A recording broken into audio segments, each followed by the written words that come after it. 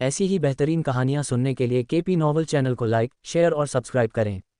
आने वाली कहानियों के बारे में जानने के लिए हमारे टेलीग्राम से जुड़ें।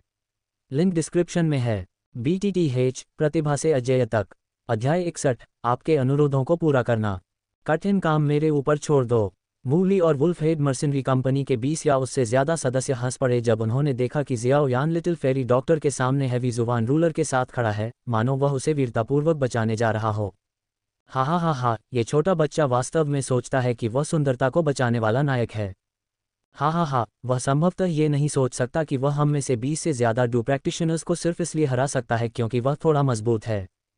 मूली ने जियाओ यान को देखते हुए अपनी आंखों में मजाक भरी नज़र से हंसा। इतनी कम उम्र में एक 2 स्टार डू प्रैक्टिशनर वास्तव में प्रतिभाशाली है, लेकिन दुर्भाग्य से प्रतिभाशाली लोग अक्सर कम उम्र में ही मर जाते हैं। उसकी नज़र कमरे में चमकते हुए सोने के सिक्कों के ढेर पर पड़ी और उसकी आंखों में लालच की झलक दिखाई दी। उसने अपने होंठ चाटे और मुस्कुराया, ठीक है, तुम दोनों ने जो कुछ भी यहाँ पाया है वह अब वुल्फहेड मर्सिनरी कंपनी का है। लिटिल फेरी डॉक्टर, अगर तुम मेरी बनने को तैयार हो तो मैं तुम्हारी जान बख्श सकता हूँ। चिंता मत करो, मैं तुम्हारे साथ अच्छा व्यवहार करूंगा, तुम्हारे उस सहायक के विपरीत जिसने तुम्हें धोखा दिया। लिटिल फेरी डॉक्टर यह सुनकर कांप उठी। उसका कोई परिवार नहीं था और उसके सबसे करीबी व्यक्ति उसका औषधीय सहायक था। उसने अपने सहायक से गुफा का जिक्र सिर्फ चलते चलते किया था और उसे कभी उम्मीद नहीं थी कि उसके सबसे करीबी व्यक्ति द्वारा उसे धोखा दिया जाएगा। वह महिला बहुत बेवकूफ़ थी, बस कुछ मीठे शब्द और उसने सब कुछ उगल दिया। लेकिन निश्चिंत रहो, मैंने उसे हमेशा के लिए चुप करा दिया है। वह तुम्हें फिर से धोखा नहीं देगी, मूली ने हल्की मुस्कान के साथ कहा। उसकी आंखों में क्रूरता का एक संकेत था। तुम कमीने, लिटिल फेरी डॉक्टर ने शाप दिया। मूली से इतनी निर्दयी होने की उम्मीद नहीं थी। म्यूली ने सज्जन की तरह अपना हाथ आगे बढ़ाया और आमंत्रित किया, आओ लिटिल फेरी डॉक्टर, सामान मुझे सौंप दो। मैं, म्यूली, कसम खाता हूं कि मैं तुम्हें कभी धोखा नहीं दूंगा। इन खजानों के साथ हमारी वुल्फहेड मर्सिनरी कंपनी निश्चित रूप से किंगशान टाउन पर हावी हो जाएगी और पड़ोसी शहरों को भी अपने कब्जे में ले लेगी। इस समय जियाओ यान से ज़्यादा कोई भी बेमेल महसूस नहीं कर रहा था। उसने अपने भारी जुबान रूलर को एक शानदार अंदाज में खींचा और लिटिल फेरी डॉक्टर के सामने खुद को इस तरह से खड़ा किया कि ऐसा लग रहा था कि वह अकेले ही हज़ारों लोगों को रोक सकता है। फिर भी किसी ने उस पर ध्यान नहीं दिया। इस म्यूली ने अपना खलनायक का एक आलाप भी शुरू कर दिया और उसे बिल्कुल भी नज़रअंदाज नहीं किया। अफसोस, क्या तुमने कभी सोचा है कि शायद, बस शायद, तुम में से कोई भी आज रात जीवित नहीं बचेगा। जियाओ यान ने अजीब तरह से अपनी उंगली से अपने गाल को खरोंचा और सबसे नर्म लहजे में सबसे ज्यादा धमकी भरे शब्द कहे। अगर तुम्हें मरने की जल्दी है तो मैं तुम्हारी मदद कर सकता हूँ। तुम्हारे जैसे अनुभवहीन बच्चे को मारना मुश्किल नहीं होगा। मूली की मुस्कान में जानलेवा इरादे भरे हुए थे। जियाओ यान ने अपनी नाक को छुआ। किंगशान टाउन के लोगों की भोली भाली प्रकृति को देखकर उसे बहुत अच्छा लगा। वे वास्तव में उसके 2 स्टार डू प्रैक्टिशनर होने के दावे पर विश्वास करते थे, जिससे वह छोटा, झूठा, थोड़ा शर्मिंदा महसूस करता था। बच्चे, सामान सौंप दो और मैं तुम्हें एक पूरी लाश रखने दे सकता हूँ। छाती पर 3 सुनहरे सितारों वाला एक मोटा आदमी जियाओ यान के सामने आया और अपनी बड़ी छुरी थपथपाए। जियाओ यान ने कंधे उचकाए और उदासीनता से कहा, पूरा शरीर छोड़ने की जरूरत नहीं है, बस इसे जला दो। इस तरह से यह बहुत आसान है। ठीक है, जैसा तुम चाहो। उस तगड़े आदमी ने अपनी छुरी घुमाई। उसकी डुकी हुई एक पल में उछल गई जैसे ही उसने उसे अपने माथे की ओर घुमाया। जियाओ यान भावशून्य रहा, क्योंकि वह तेजी से नीचे गिरती छुरी को देख रहा था। उसने बस अपने भारी जुबान रूलर को हल्के से हिलाया। बेहद भारी रूलर ने छुरी को ऐसे मारा जैसे पत्थर अंडे से टकराता है और उसे टुकड़े टुकड़े करके चकनाचूर कर दिया। उसके बाद रूलर ने उस तगड़े आदमी के शरीर पर जोरदार धमाके के साथ वार किया। जबरदस्त बल ने तुरंत आदमी की पसलियों और हाथ की हड्डियों को चकनाचूर कर दिया और उसके अंग, प्रभाव को झेलने में असमर्थ, उसके अंदर फट गए। वह दीवार से टकरा गया, प्रभाव से मर गया। लिटिल फेरी डॉक्टर का मुंह इतना खुला हुआ था कि उसमें एक हंस का अंडा समा सकता था और वह उसे लंबे समय तक बंद नहीं कर पाए। ये बिल्कुल अविश्वसनीय था। ये प्राकृतिक शारीरिक शक्ति से कहीं परे था। वुल्फहेड मर्सिनरी कंपनी के सदस्यों के लिए उनके दिमाग में कुछ समय के लिए शॉर्ट सर्किट हो गया। वे समझ नहीं पाए कि अभी क्या हुआ था। एक 3 स्टार डू प्रैक्टिशनर, जिसे उनके समूह में मध्यम स्तरीय ताकत माना जाता था, एक ही वार में मारा गया था। इस दृश्य सदमे ने उन्हें अपने होश में आने में असमर्थ बना दिया। म्यूली का चेहरा राख हो गया क्योंकि वह जियो यान के भारी जुबान रूल को घूर रहा था। उसके हथियार से सावधान रहें, यह अजीब है और एक प्राचीन कलाकृति हो सकती है। जियो यान लगभग जोर से हंस पड़ा। उसे यकीन नहीं था कि यह उनकी जानकारी की कमी थी या विश्वास करने की उनकी अनिच्छा। ये तो बताने की ज़रूरत नहीं है कि भारी जुबान रूल उसकी डू क्यूई को दबा रहा था और उसके प्रदर्शन को प्रभावित कर रहा था। इस समय उसकी do QE 6 star do practitioner के बराबर थी। आक्रमण करो, सभी हमला करो, उसके हथियार से बचो, उस पर पीछे से घात लगाओ। म्यूली ने दहाड़ लगाए और सभी भाड़े के सैनिकों को जियोयान को घेरने का आदेश दिया। म्यूली का आदेश सुनकर 1 दर्जन से अधिक भाड़े के सैनिकों ने शातिर भावों के साथ जियाओयान पर हमला किया। वे सभी जियाओयान के भारी जुबान शासक से सावधान थे और छिपे हुए हथियारों और लंबी दूरी की डू तकनीकों का उपयोग करने लगे। जियाओयान ने अपने भारी जुबान शासक को सभी दिशाओं से हमलों के सामने एक विशाल ढाल की तरह जमीन पर पटक दिया और उन सभी को प्रभावी ढंग से रोक दिया। मर जाओ। अचानक 3 भाड़े के सैनिकों ने, जिन्होंने खुद को छिपाने के लिए डू तकनीकों का इस्तेमाल किया था, उस पर पीछे से घात लगाकर हमला किया और शातिर भावों के साथ अपने हथियार निकाले। जियाओयान, अपने पीछे सावधान रहो, लिटिल फेरी डॉक्टर अचानक चिल्लाए। उसने पहले यह नहीं देखा था कि उनमें से कुछ ने जियाओयान को दोनों तरफ से घेर लिया था। जैसे कि उसने इसका अनुमान लगाया था, जियाओयान ने अपने भारी जुबान शासक को लात मारी और एक मोड़ के साथ इसे क्षैतिज रूप से घुमाया। जबरदस्त बल ने तुरंत तीनों हमलावरों को मार डाला। जियाओयान को युद्ध के देवता की तरह देखकर वुल्फहेड मर्सिनरी कंपनी के सभी सदस्यों ने अविश्वास में नजरें बदल लीं। उसे कैसे पता चला कि कोई घात लगा रहा है? उनकी गुप्त डू तकनीक नंगी आंखों से अदृश्य होनी चाहिए थी। मूली अपने सामने मौजूद खजानों को घूरते हुए कैसे हार मान सकता था? दांत पीसते हुए उसने जियाओयान पर चिल्लाया, अगर हिम्मत है तो अपने हथियार के बिना लड़ो। जियाओयान एक पल के लिए स्तब्ध रह गया। क्या मूली ने वाकई सोचा था कि इस तरह की निम्न स्तरीय उकसावेबाजी उस पर काम करेगी? ठीक है, उसने अपना भारी जुबान शासक निकाला और उसे अपनी पीठ पर लटका लिया, फिर उत्तेजक तरीके से मूली को इशारा किया। मूली ने अपने बगल में खड़े भाड़े के सैनिकों को इशारा किया और उनमें से 4 ने अपने हाथों में हथियार और चेहरे पर भयंकर भाव लिए जियाओयान पर हमला कर दिया। जियाओयान ने ठहाका लगाया और पीछे हटने के बजाय अपने दाहिने पैर से आगे बढ़ा और उनकी ओर बढ़ा। क्या उन्हें वाकई लगा कि वह सिर्फ अपने भारी जुबान शासक पर निर्भर था? जब उसने लगातार 3 मुक्के मारे तो उसकी डू क्यूई बढ़ गई। धमाका, धमाका, धमाका। 3 विस्फोटक ध्वनियां गूंज उठीं जब 3 भाड़े के सैनिक उड़ गए। उनकी आंतरिक ऊर्जा फटते हुए टमाटरों की तरह फूट पड़ी। अपने कपड़े गंदे होने से बचाने के लिए जियाओयान जल्दी से एक तरफ हट गया।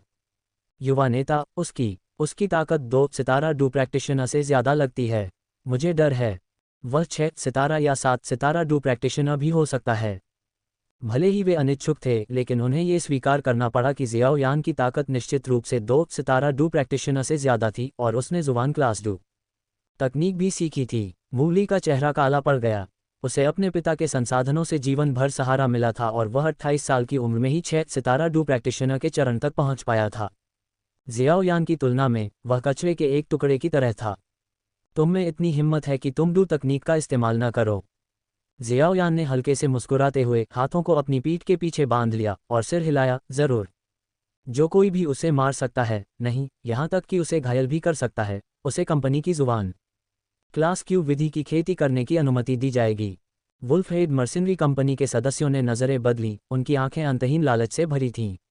लोग धन की तलाश में मर जाते हैं, ठीक वैसे ही जैसे पक्षी भोजन की तलाश में मर जाते हैं। कुछ चीजें जोखिम के लायक होती हैं। बड़े इनाम के साथ बड़ा साहस भी आता है। क्रोध की चीखें गूंज उठीं, जैसे तलवारें जियाओयान की ओर लुढ़कती हुई बिजली की तरह वार कर रही हों। जियाओयान के होंठ एक ठंडी मुस्कान में बदल गए जब उसने अपने दाहिने पैर से एक बड़ी तलवार को जमीन से उछाला और ब्लेड को लात मारी। उसके बाद एक सफ़ेद रोशनी की चमक आए और 4 सिर बड़े करीने से उनकी गर्दन से लुढ़क गए। बाकी दर्जन भर भाड़े के सैनिक पहले से ही डरे हुए थे। क्या ये बच्चा इंसान भी था? अगर तुम में हिम्मत है तो हथियार, डू तकनीक, अपनी बाहों और पैरों का इस्तेमाल मत करो। जियाओयान ने मूली को देखा, जो अपनी आंखों में एक मजाकिया भाव के साथ गिरने वाला था, फिर लापरवाही से अपने हाथों को अपनी पीठ के पीछे मोड़ लिया, क्रॉस लेग बैठ गया और मुस्कराते हुए कहा, ठीक है। यहाँ तक कि लिटिल फेरी डॉक्टर की खूबसूरत आंखें भी सदमे में चौड़ी हो गईं। यह मौत को आमंत्रित करने जैसा था। उसे काट डालो, तुम सब। आदेश सुनते ही सभी भाड़े के सैनिकों में पागलपन की लहर दौड़ गई। परिणामस्वरूप वे ज्वार की लहर की तरह जियाओयान की ओर दौड़ पड़े। जियाओयान ने इन हताश आत्माओं को अपनी ओर भागते हुए देखकर कोई दया नहीं दिखाई। एक शिकारी जो दूसरों का शिकार करने के लिए तैयार रहता है, उसे हमेशा शिकार बनने के लिए तैयार रहना चाहिए। उसकी काली काली आंखें खुल गईं और उसके भीतर से आध्यात्मिक शक्ति का एक विशाल प्रवाह फूट पड़ा। उच्च हुआंग वर्ग आत्मा कौशल, आत्मा प्रभाव। धमाका, धमाका, धमाका। एक पल में सभी भाड़े के सैनिकों की आंखें पीछे की ओर मुड़ गईं, उनके मुंह से झाग निकलने लगा और बिना किसी आवाज के वे अपनी जान गंवा बैठे।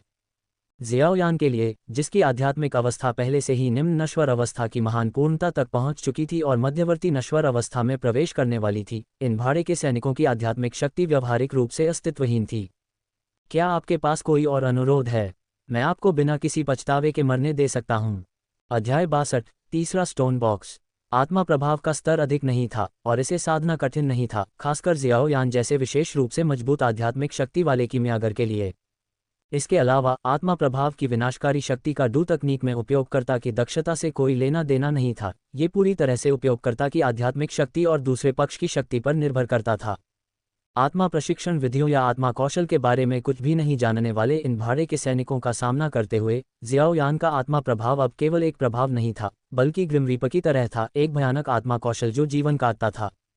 सभी चीखें अचानक बंद हो गईं और पूरा मकबरा एक पल में शांत हो गया।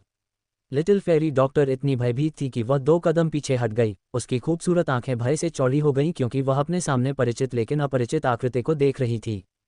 क्या ये जियाओयान की असली ताकत थी? जियाओयान ने मूली को देखा, जो डर के मारे जमीन पर गिर पड़ा था, और धीरे धीरे कदम बढ़ाते हुए मुस्कुराया। क्या तुम्हारे पास कोई और अनुरोध है? बस बोलो, मैं हमेशा मृतकों के साथ उदार रहा हूँ। जियाओयान को आते देख मूली इतना डर गया कि उसने अपनी पैंट गीली कर दी।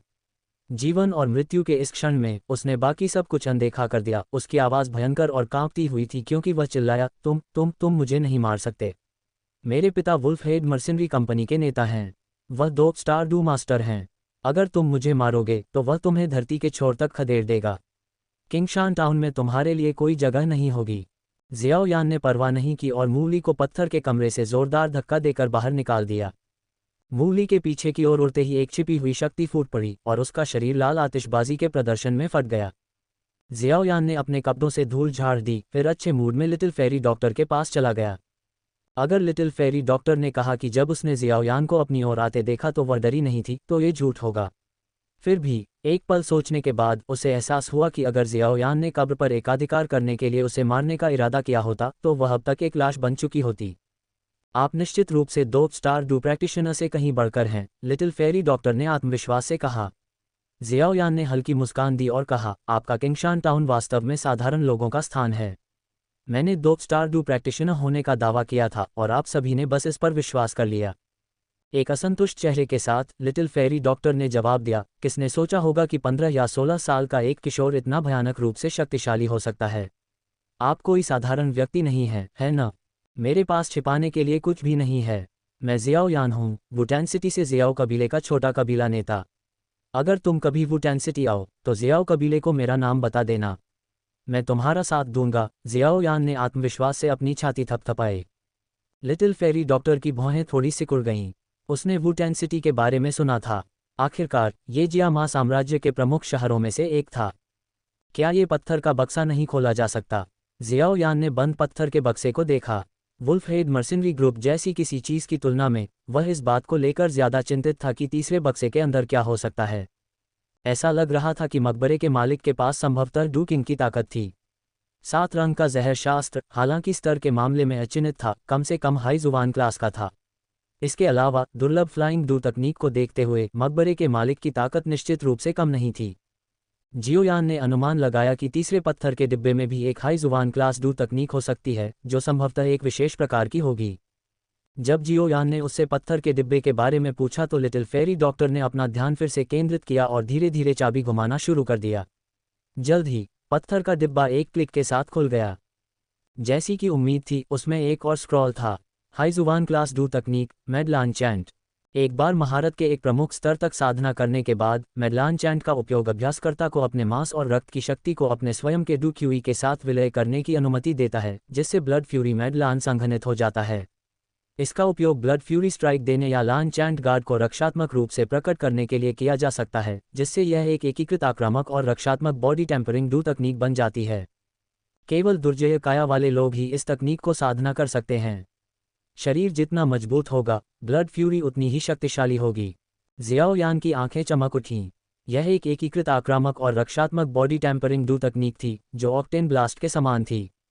ऑक्टेन ब्लास्ट को महारत के एक प्रमुख स्तर तक विकसित करने के बाद उसकी शारीरिक शक्ति एक साधारण व्यक्ति से बहुत पहले ही आगे निकल गई थी, जिसने अनिवार्य रूप से उसे पागल शेर मंत्र के परिचयात्मक चरण को छोड़ने की अनुमति दी क्योंकि उसकी नींव पहले से ही ठोस थी। जियाओयान की आंखों में नज़र देखकर लिटिल फेरी डॉक्टर को पता था कि यह लड़का भी यह डू तकनीक चाहता था। उसने अपना हाथ हिलाया और कहा, ठीक है, तुम ये डू तकनीक ले सकते हो। मैं खुद को मांसपेशियों के ढेर में बदलना नहीं चाहती। जियाओयान ने अपनी नाक को छुआ, थोड़ा शर्मिंदा महसूस किया क्योंकि वह हमेशा फ़ायदा उठाता हुआ दिखता था। उसने 3 पत्थर के बक्सों में से 2 ले लिए थे, चुपके से एक कीमती नक्शे का टुकड़ा जेब में रख लिया था और यहाँ तक कि सबसे कीमती औषधीय सामग्री भी ले ली थी। तो ये तुम्हारे लिए हैं।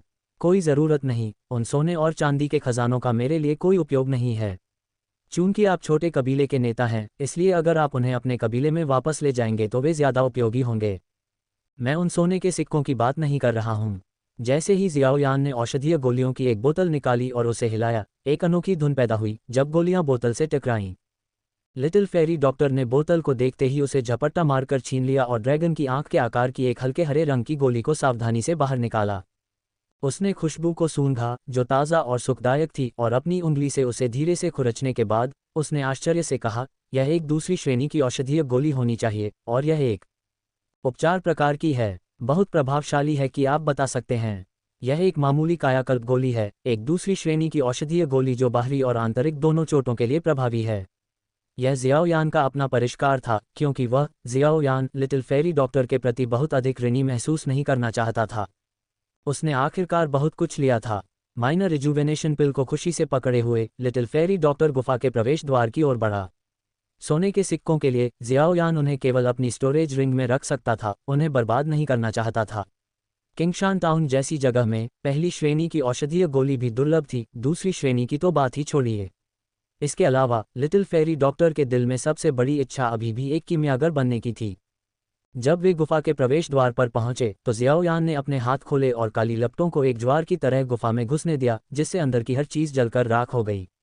यहाँ तक कि पत्थर के बक्से, कुर्सियाँ और जड़ी बूटी का बगीचा जिन्हें अगोचर माना जाता था, वे भी निहिलिटी डिवोरिंग फ्लेम द्वारा नष्ट हो गए।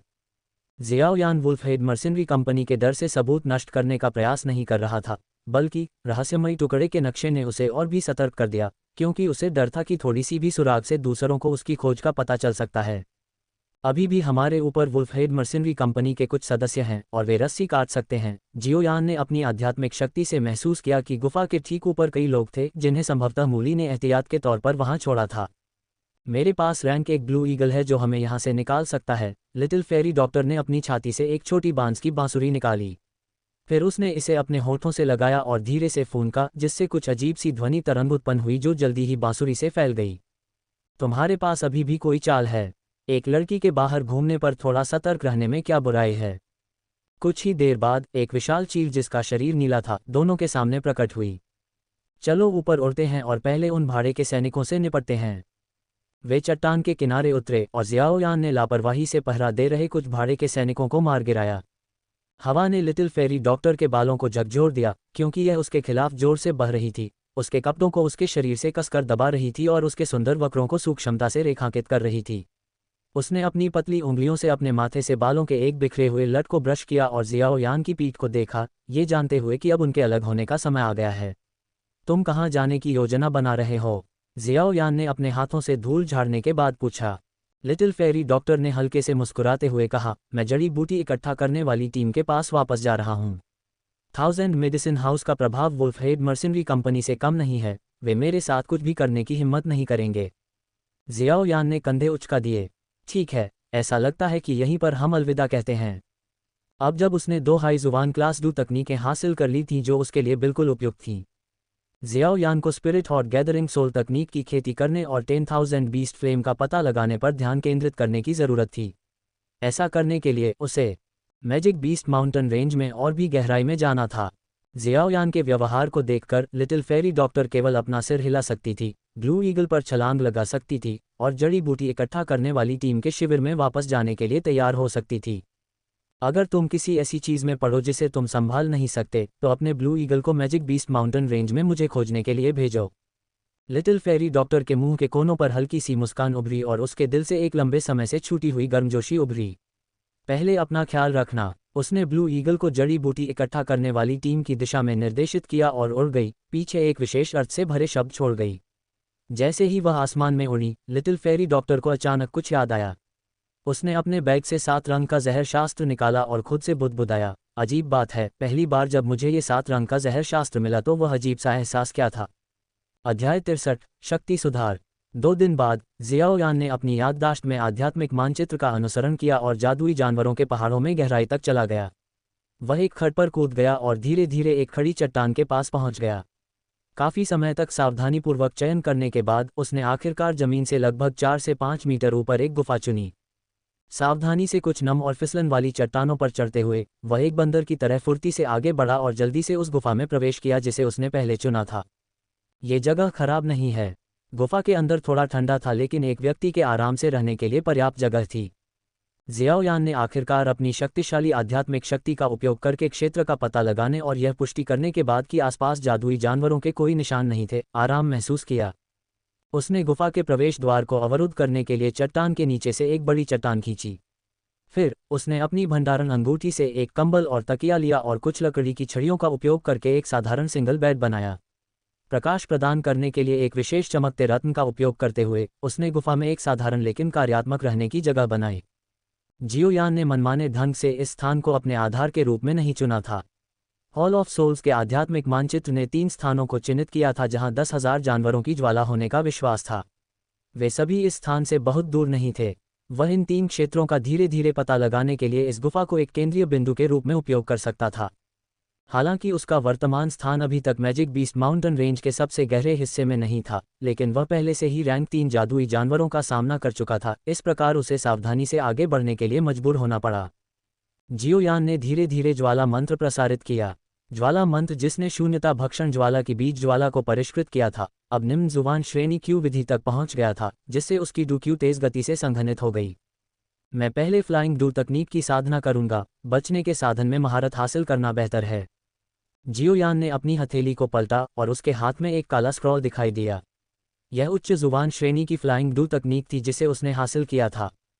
उड़ना, कौन सा युवा आसमान में उड़ने का सपना नहीं देखता। स्क्रॉल को दोनों हाथों में पकड़कर जियाओ यान ने अपने होठों को चाटा और ध्यान से बारीक बंधी हुई डोरी को खोला और फिर धीरे धीरे उसे खोला। इस डू तकनीक का नाम ईगल विंग्स है, जिसे पर्पल क्लाउड विंग्स के नाम से भी जाना जाता है।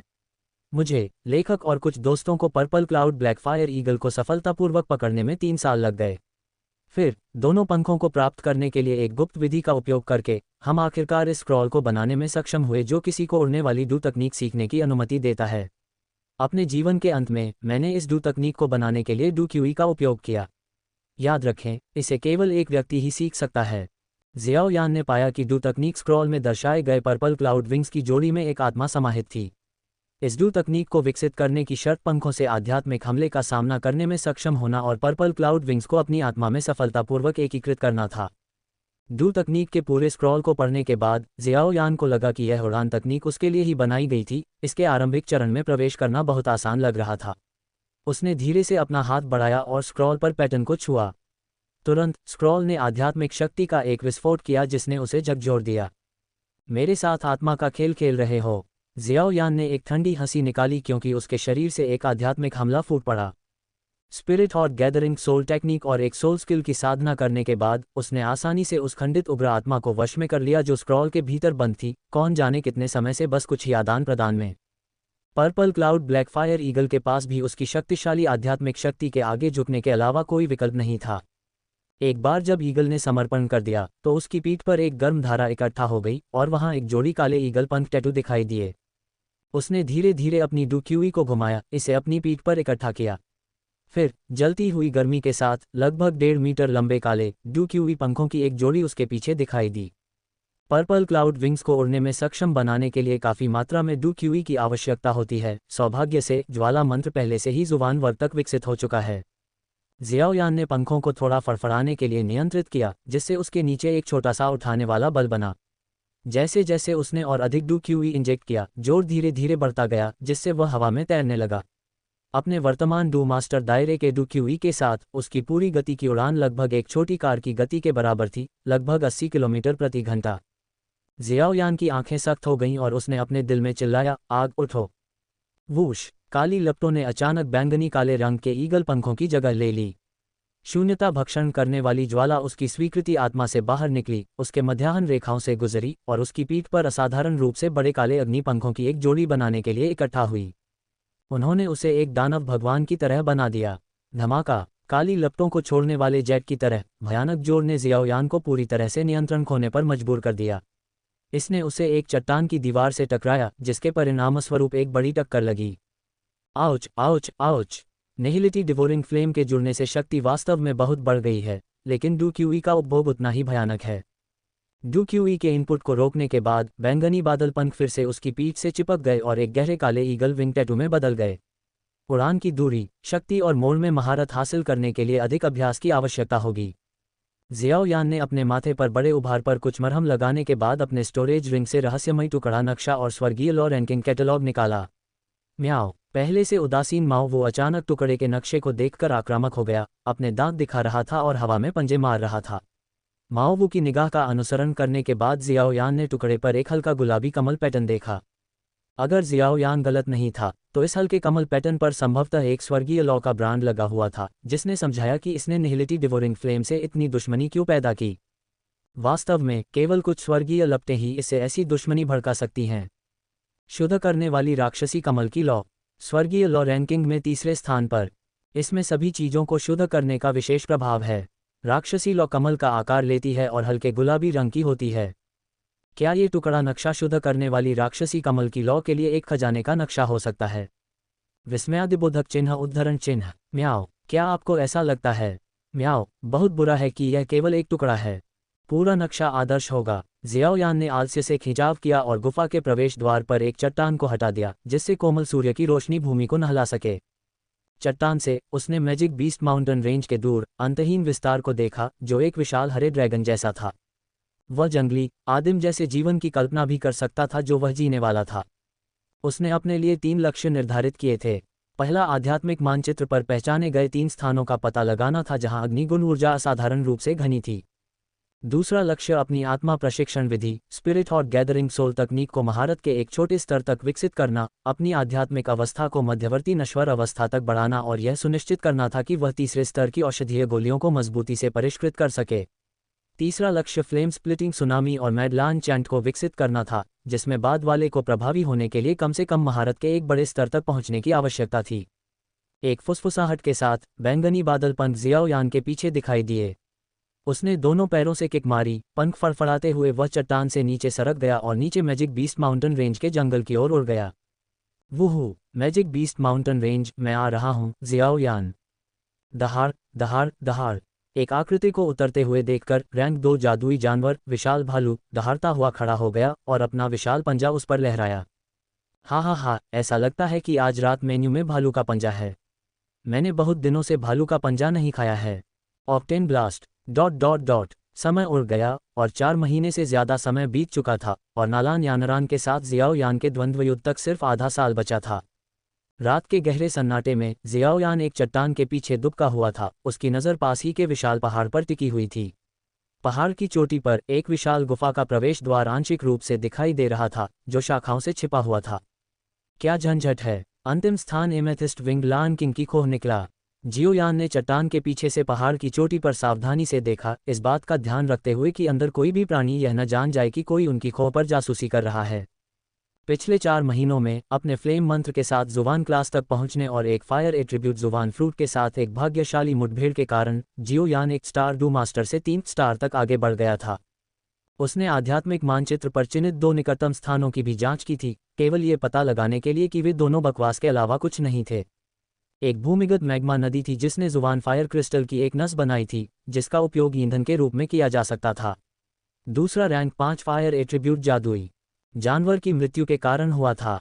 अब मानचित्र पर केवल एक स्थान बचा था, लेकिन जिस बात ने उसके सिर को दुखाया वह ये थी कि गुफा पूरी तरह से दुर्गम थी।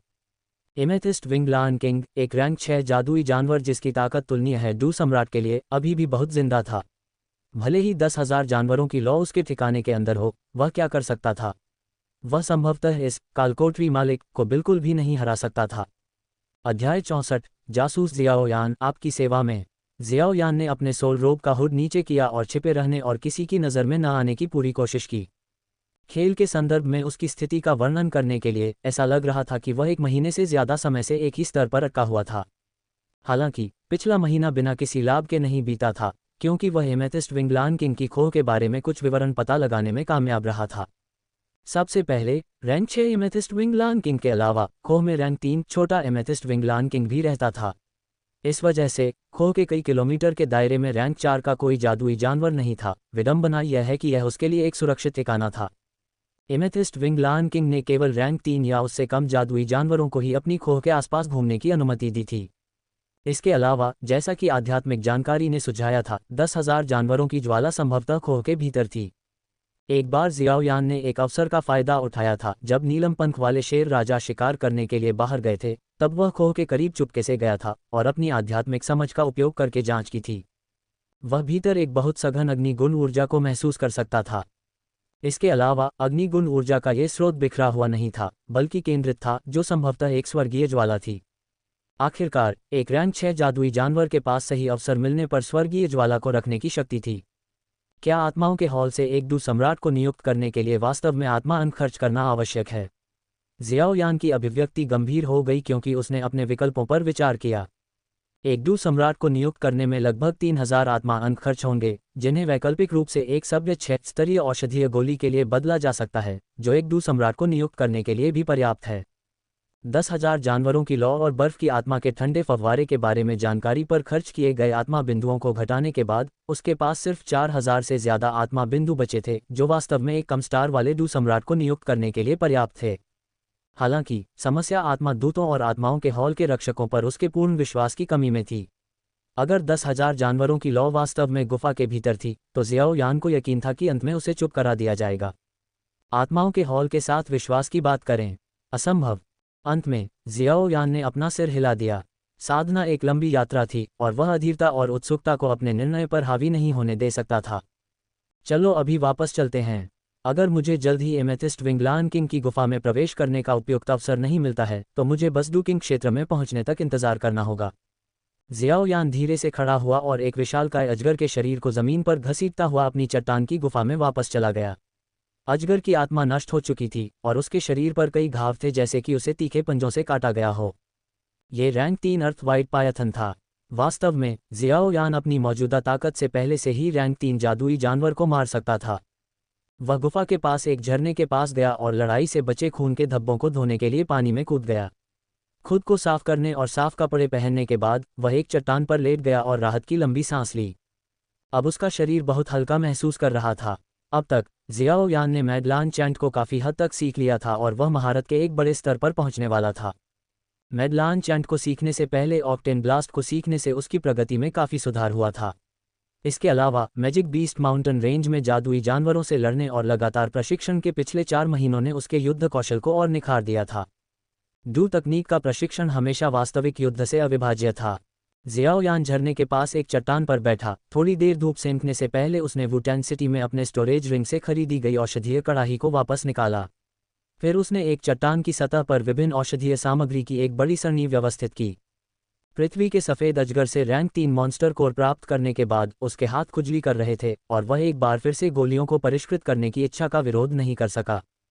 अपने हाथों को आपस में रगड़ते हुए जियाओयान ने अपने सामने औषधीय कड़ाही को देखा। कड़ाही के उद्घाटन पर अपने बाएं हाथ के कोमल स्पर्श और अपने दिमाग के हल्के से ध्यान के साथ एक दबी हुई पफ की आवाज़ आई, क्योंकि काली काली शून्यता भक्षण ज्वाला धीरे धीरे अंदर उठने लगी। वर्तमान में एक डू मास्टर की ताकत पर वह आमतौर पर केवल द्वितीय स्तरीय औषधीय गोलियों को परिष्कृत कर सकता था। अपने दायरे से परे परिष्कृत करने के लिए उसे औषधीय अवयवों और राक्षस कोर को सफलतापूर्वक संसाधित करने के लिए निहिलिटी भक्षण ज्वाला का उपयोग करने की आवश्यकता थी। जियाओयान ने अंधेरे लपटों को देखते हुए संतुष्टि के साथ मुस्कुराया। निहिलिटी भक्षण ज्वाला पर उसका नियंत्रण लगातार परिपूर्ण होता जा रहा था। यह न केवल पिछले कुछ महीनों में उसके द्वारा प्राप्त निरंतर कीमिया अनुभव के कारण था, बल्कि इससे भी महत्वपूर्ण बात यह है कि उसकी आध्यात्मिक शक्ति में काफ़ी वृद्धि हुई थी। मुझे दूसरे दिन कुछ अग्नि उगने वाले फल मिले। आज एक तृतीय स्तरीय अग्नि उगने वाली गोली को परिष्कृत करने का समय है। जियाओयान ने औषधीय अवयवों और आध्यात्मिक फलों के एक बड़े ढेर से छोटे लाल फलों से लदी एक शाखा का चयन किया। फिर उसने अपने दिमाग में अग्नि उगने वाली गोली की रेसिपी को याद करने के बाद जल्दी से अन्य सामग्री तैयार की। फायर राइजिंग पिल एक अपेक्षाकृत उच्च श्रेणी की तीसरी श्रेणी की औषधीय गोली थी जो शरीर के भीतर अग्निगुण क्यूई की तीव्रता को अस्थायी रूप से बढ़ाती थी। हालांकि यह केवल निम्न तारा डू ग्रैंड मास्टर क्षेत्र से नीचे के साधकों के लिए काम करती थी। जब काली लौ ने कड़ाही को गर्म कर दिया तो जियाओ यान ने सबसे पहले उसमें फायर राइजिंग फ्रूट डाला। उसके बाद उसने अपनी आध्यात्मिक शक्ति का उपयोग करके कुशलता से लपटों को नियंत्रित किया। निहिलिटी डिवोरिंग फ्लेम की शक्तिशाली जलने की क्षमता ने अवशेषों को भी जला दिया, जिससे फायर राइजिंग फ्रूट में नमी जल्दी सूख गई और ये लाल पाउडर में बदल गया। फिर उसने सभी अन्य औषधीय सामग्री डाली और जल्द ही 7 से 8 अलग अलग रंग के पाउडर एक साथ मिल गए। जिसके बाद उसने पृथ्वी के सफ़ेद अजगर के राक्षस कोर को उठाया और अपनी उंगलियों के एक झटके से उसे औषधीय कड़ाही में फेंक दिया। थोड़ी देर बाद एक शक्तिशाली ऊर्जा कड़ाही से बाहर निकली, क्योंकि एक विशाल अजगर का आक्रोश उसे मारने की कोशिश कर रहा था।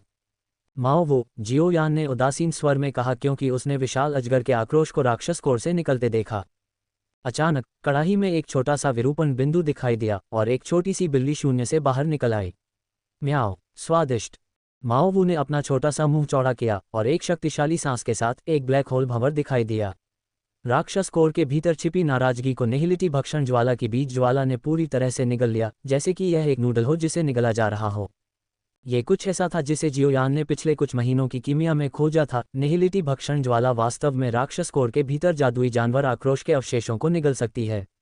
इसके अलावा निहिलिटी भक्षण ज्वाला इस प्रकार के आक्रोश की विशेष रूप से शौकीन लग रही थी। जैसे जैसे महीने बीतते गए, निहिलिटी भक्षण ज्वाला वास्तव में राक्षस कोर के भीतर इन आक्रोशों को खिलाकर थोड़ी बढ़ गई थी।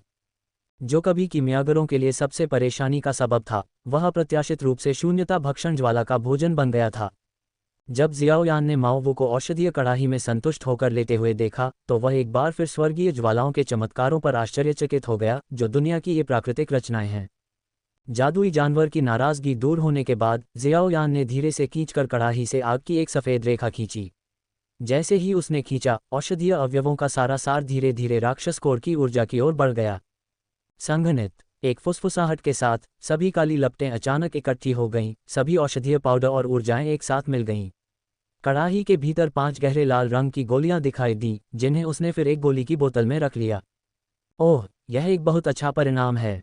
अब मेरे पास तीसरे दर्जे के कीमियागर की ताकत होनी चाहिए। जियोयान ने बोतल में गोल गोलियों का निरीक्षण करते हुए खुद को सिर हिलाया, अपनी कीमिया कौशल से काफ़ी संतुष्ट। धीरे धीरे खड़े होकर उसने एमेथिस्ट विंगलान किंग की गुफा की दिशा की ओर देखा और खुद से कहा, मैं 1 और महीने इंतजार करूंगा। अगर अभी भी कोई रास्ता नहीं है तो मुझे तब तक इंतजार करना होगा जब तक मेरी ताकत डू स्पिरिट क्षेत्र तक नहीं पहुंच जाती, ब्लड लॉर्ड्स एसेंस पिल को परिष्कृत नहीं कर लेता और बोन चिलिंग फ्लेम को आत्मसात करने के बाद वापस नहीं आ जाता। जियाओयान को अब अस्थि द्रुतशीतन ज्वाला द्वारा उत्सर्जित ऊर्जा को अवशोषित करने की आवश्यकता नहीं थी। वह थोड़ी सी ऊर्जा अब उसके किसी काम की नहीं थी। वह अब रक्त कमल सार गोली को परिष्कृत करने और डू स्पिरिट क्षेत्र में अपनी ताकत बढ़ाने का इंतजार कर रहा था, जिसके बाद वह सीधे अस्थि द्रुतशीतन ज्वाला को भस्म कर देगा। तब तक वह अपनी पहली सच्ची, पूरी तरह से निर्मित स्वर्गीय ज्वाला को प्राप्त कर लेगा।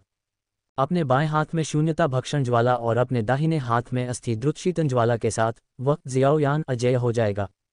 उसे उम्मीद नहीं थी कि घटनाओं का मोड़ इतनी जल्दी आ जाएगा। बस 3 दिन बाद एक अवसर खुद ही सामने आ गया। ... गर्जना गर्जना गर्जना। आसमान से एक भयंकर गर्जना गूंजी। मानव महिला, तुम मौत को आमंत्रित कर रही हो। विशाल नीलम पंख वाले शेर राजा ने दहाड़ते हुए आश्चर्यजनक रूप से मानव भाषा में बात की। जियाओयान जल्दी से गुफा से दूर एक चट्टान के पीछे छिप गया, अपने सोल रोब के हुड को नीचे किया ताकि वह केवल एक छोटा सा छेद देख सके जिससे वह आकाश में झांक सके। एक डू सम्राट नीलम पंख वाले शेर राजा को चुनौती देने आया है। विस्मयादिबोधक चिन्ह उद्धरण। जियाओयान ने देखा कि एक महिला डू सम्राट नीलम पंख वाले शेर राजा के खिलाफ विपरीत दिशा में लड़ रही है। उसने एक सादी पोशाक पहनी हुई थी जो उसके कामुक शरीर को गले लगा रही थी, और उसने एक अजीब दिखने वाली लंबी तलवार चलाई जो हरे रंग की रोशनी उत्सर्जित कर रही थी। उसके काले बालों को एक शानदार दिखने वाले फीनिक्स एक्सेसरी द्वारा जगह दी गई थी। उसके सुंदर और गतिशील चेहरे पर एक शांत भाव था। हवा के गुणों वाले डू क्यूई पंखों की एक जोड़ी उसके पीछे फड़फड़ा रही थी। ये तथ्य कि वह रैंक 6 जादुई जानवर के सामने अभी भी शांत थी, उसकी ताकत के बारे में बहुत कुछ कहती है। जियाओयान की भौहें सिकुड़ गईं जब उसने इस प्रतिष्ठित और सुंदर महिला को देखा, क्योंकि उसे लगा कि वह पहचान गया है कि यह महिला कौन थी। वह पर्वत श्रृंखला जहां वह स्थित था, अभी भी जियामा साम्राज्य की सीमाओं के भीतर थी। जियामा साम्राज्य के 10 मजबूत लोगों में से केवल 3 डू सम्राट थे और उनमें से केवल एक महिला डू सम्राट थी जिसके पास पवन विशेषता डू क्यूई थी। यहाँ तक कि पड़ोसी चूयू साम्राज्य में भी ऐसा कोई व्यक्ति नहीं था। इस डू सम्राट की पहचान लगभग स्पष्ट थी। वह मिस्टी क्लाउड संप्रदाय की वर्तमान संप्रदाय नेता और नालन यानरान की गुरु युन यू है। अध्याय 65 सहयोग। हालांकि जियोयान का निष्कर्ष उसके अपने तर्क और संदेह पर आधारित था, लेकिन वह वास्तव में इसके बारे में 90% निश्चित था। ऐसा इसलिए था क्योंकि वह एक बार मितिर नीलामी घर में नालान यानरान और मिस्टी क्लाउड संप्रदाय के बारे में पूछताछ करने गया था, जब वह रोमांटिक स्वतंत्रता की अपनी अवधारणा को बढ़ावा देने के लिए आई थी।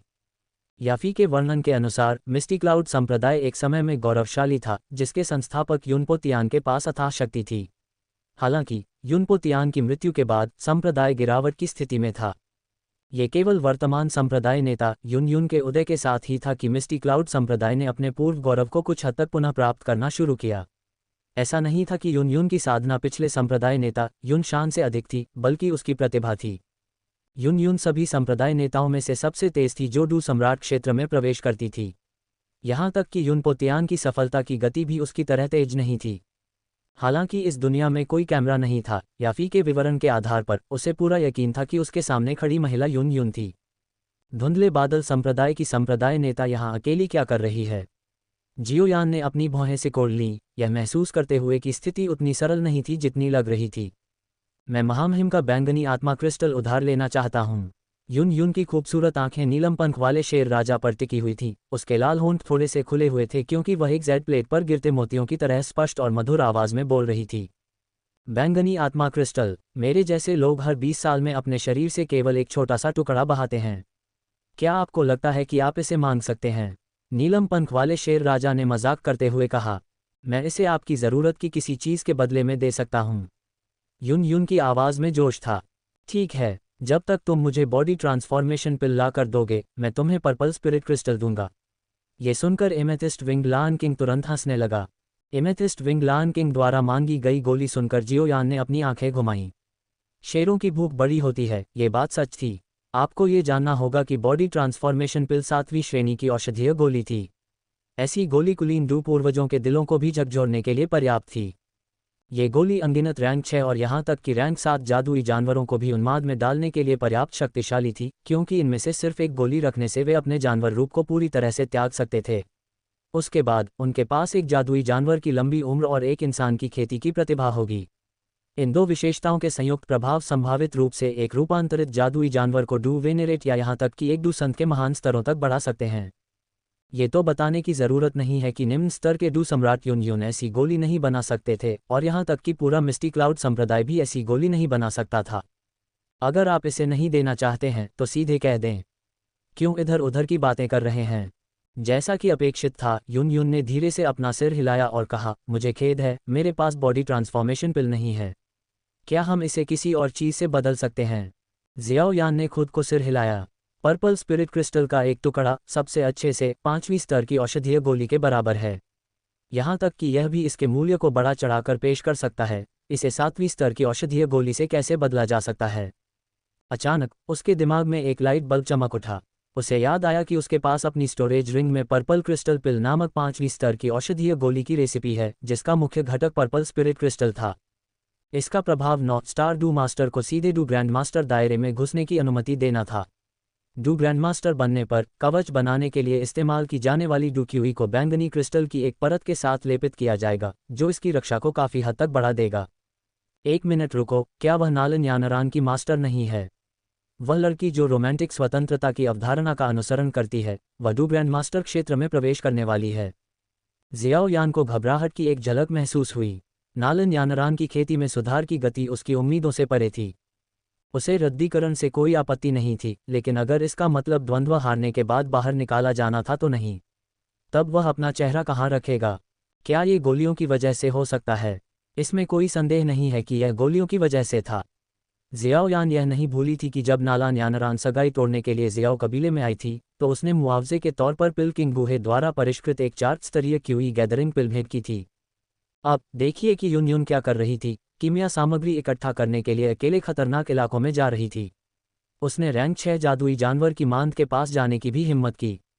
उसकी रक्षा के लिए आगे एक डू सम्राट मास्टर था और उसकी साधना को बेहतर बनाने के लिए गोलियों को परिष्कृत करने के लिए पीछे एक 6 स्तरीय कीमियागर था।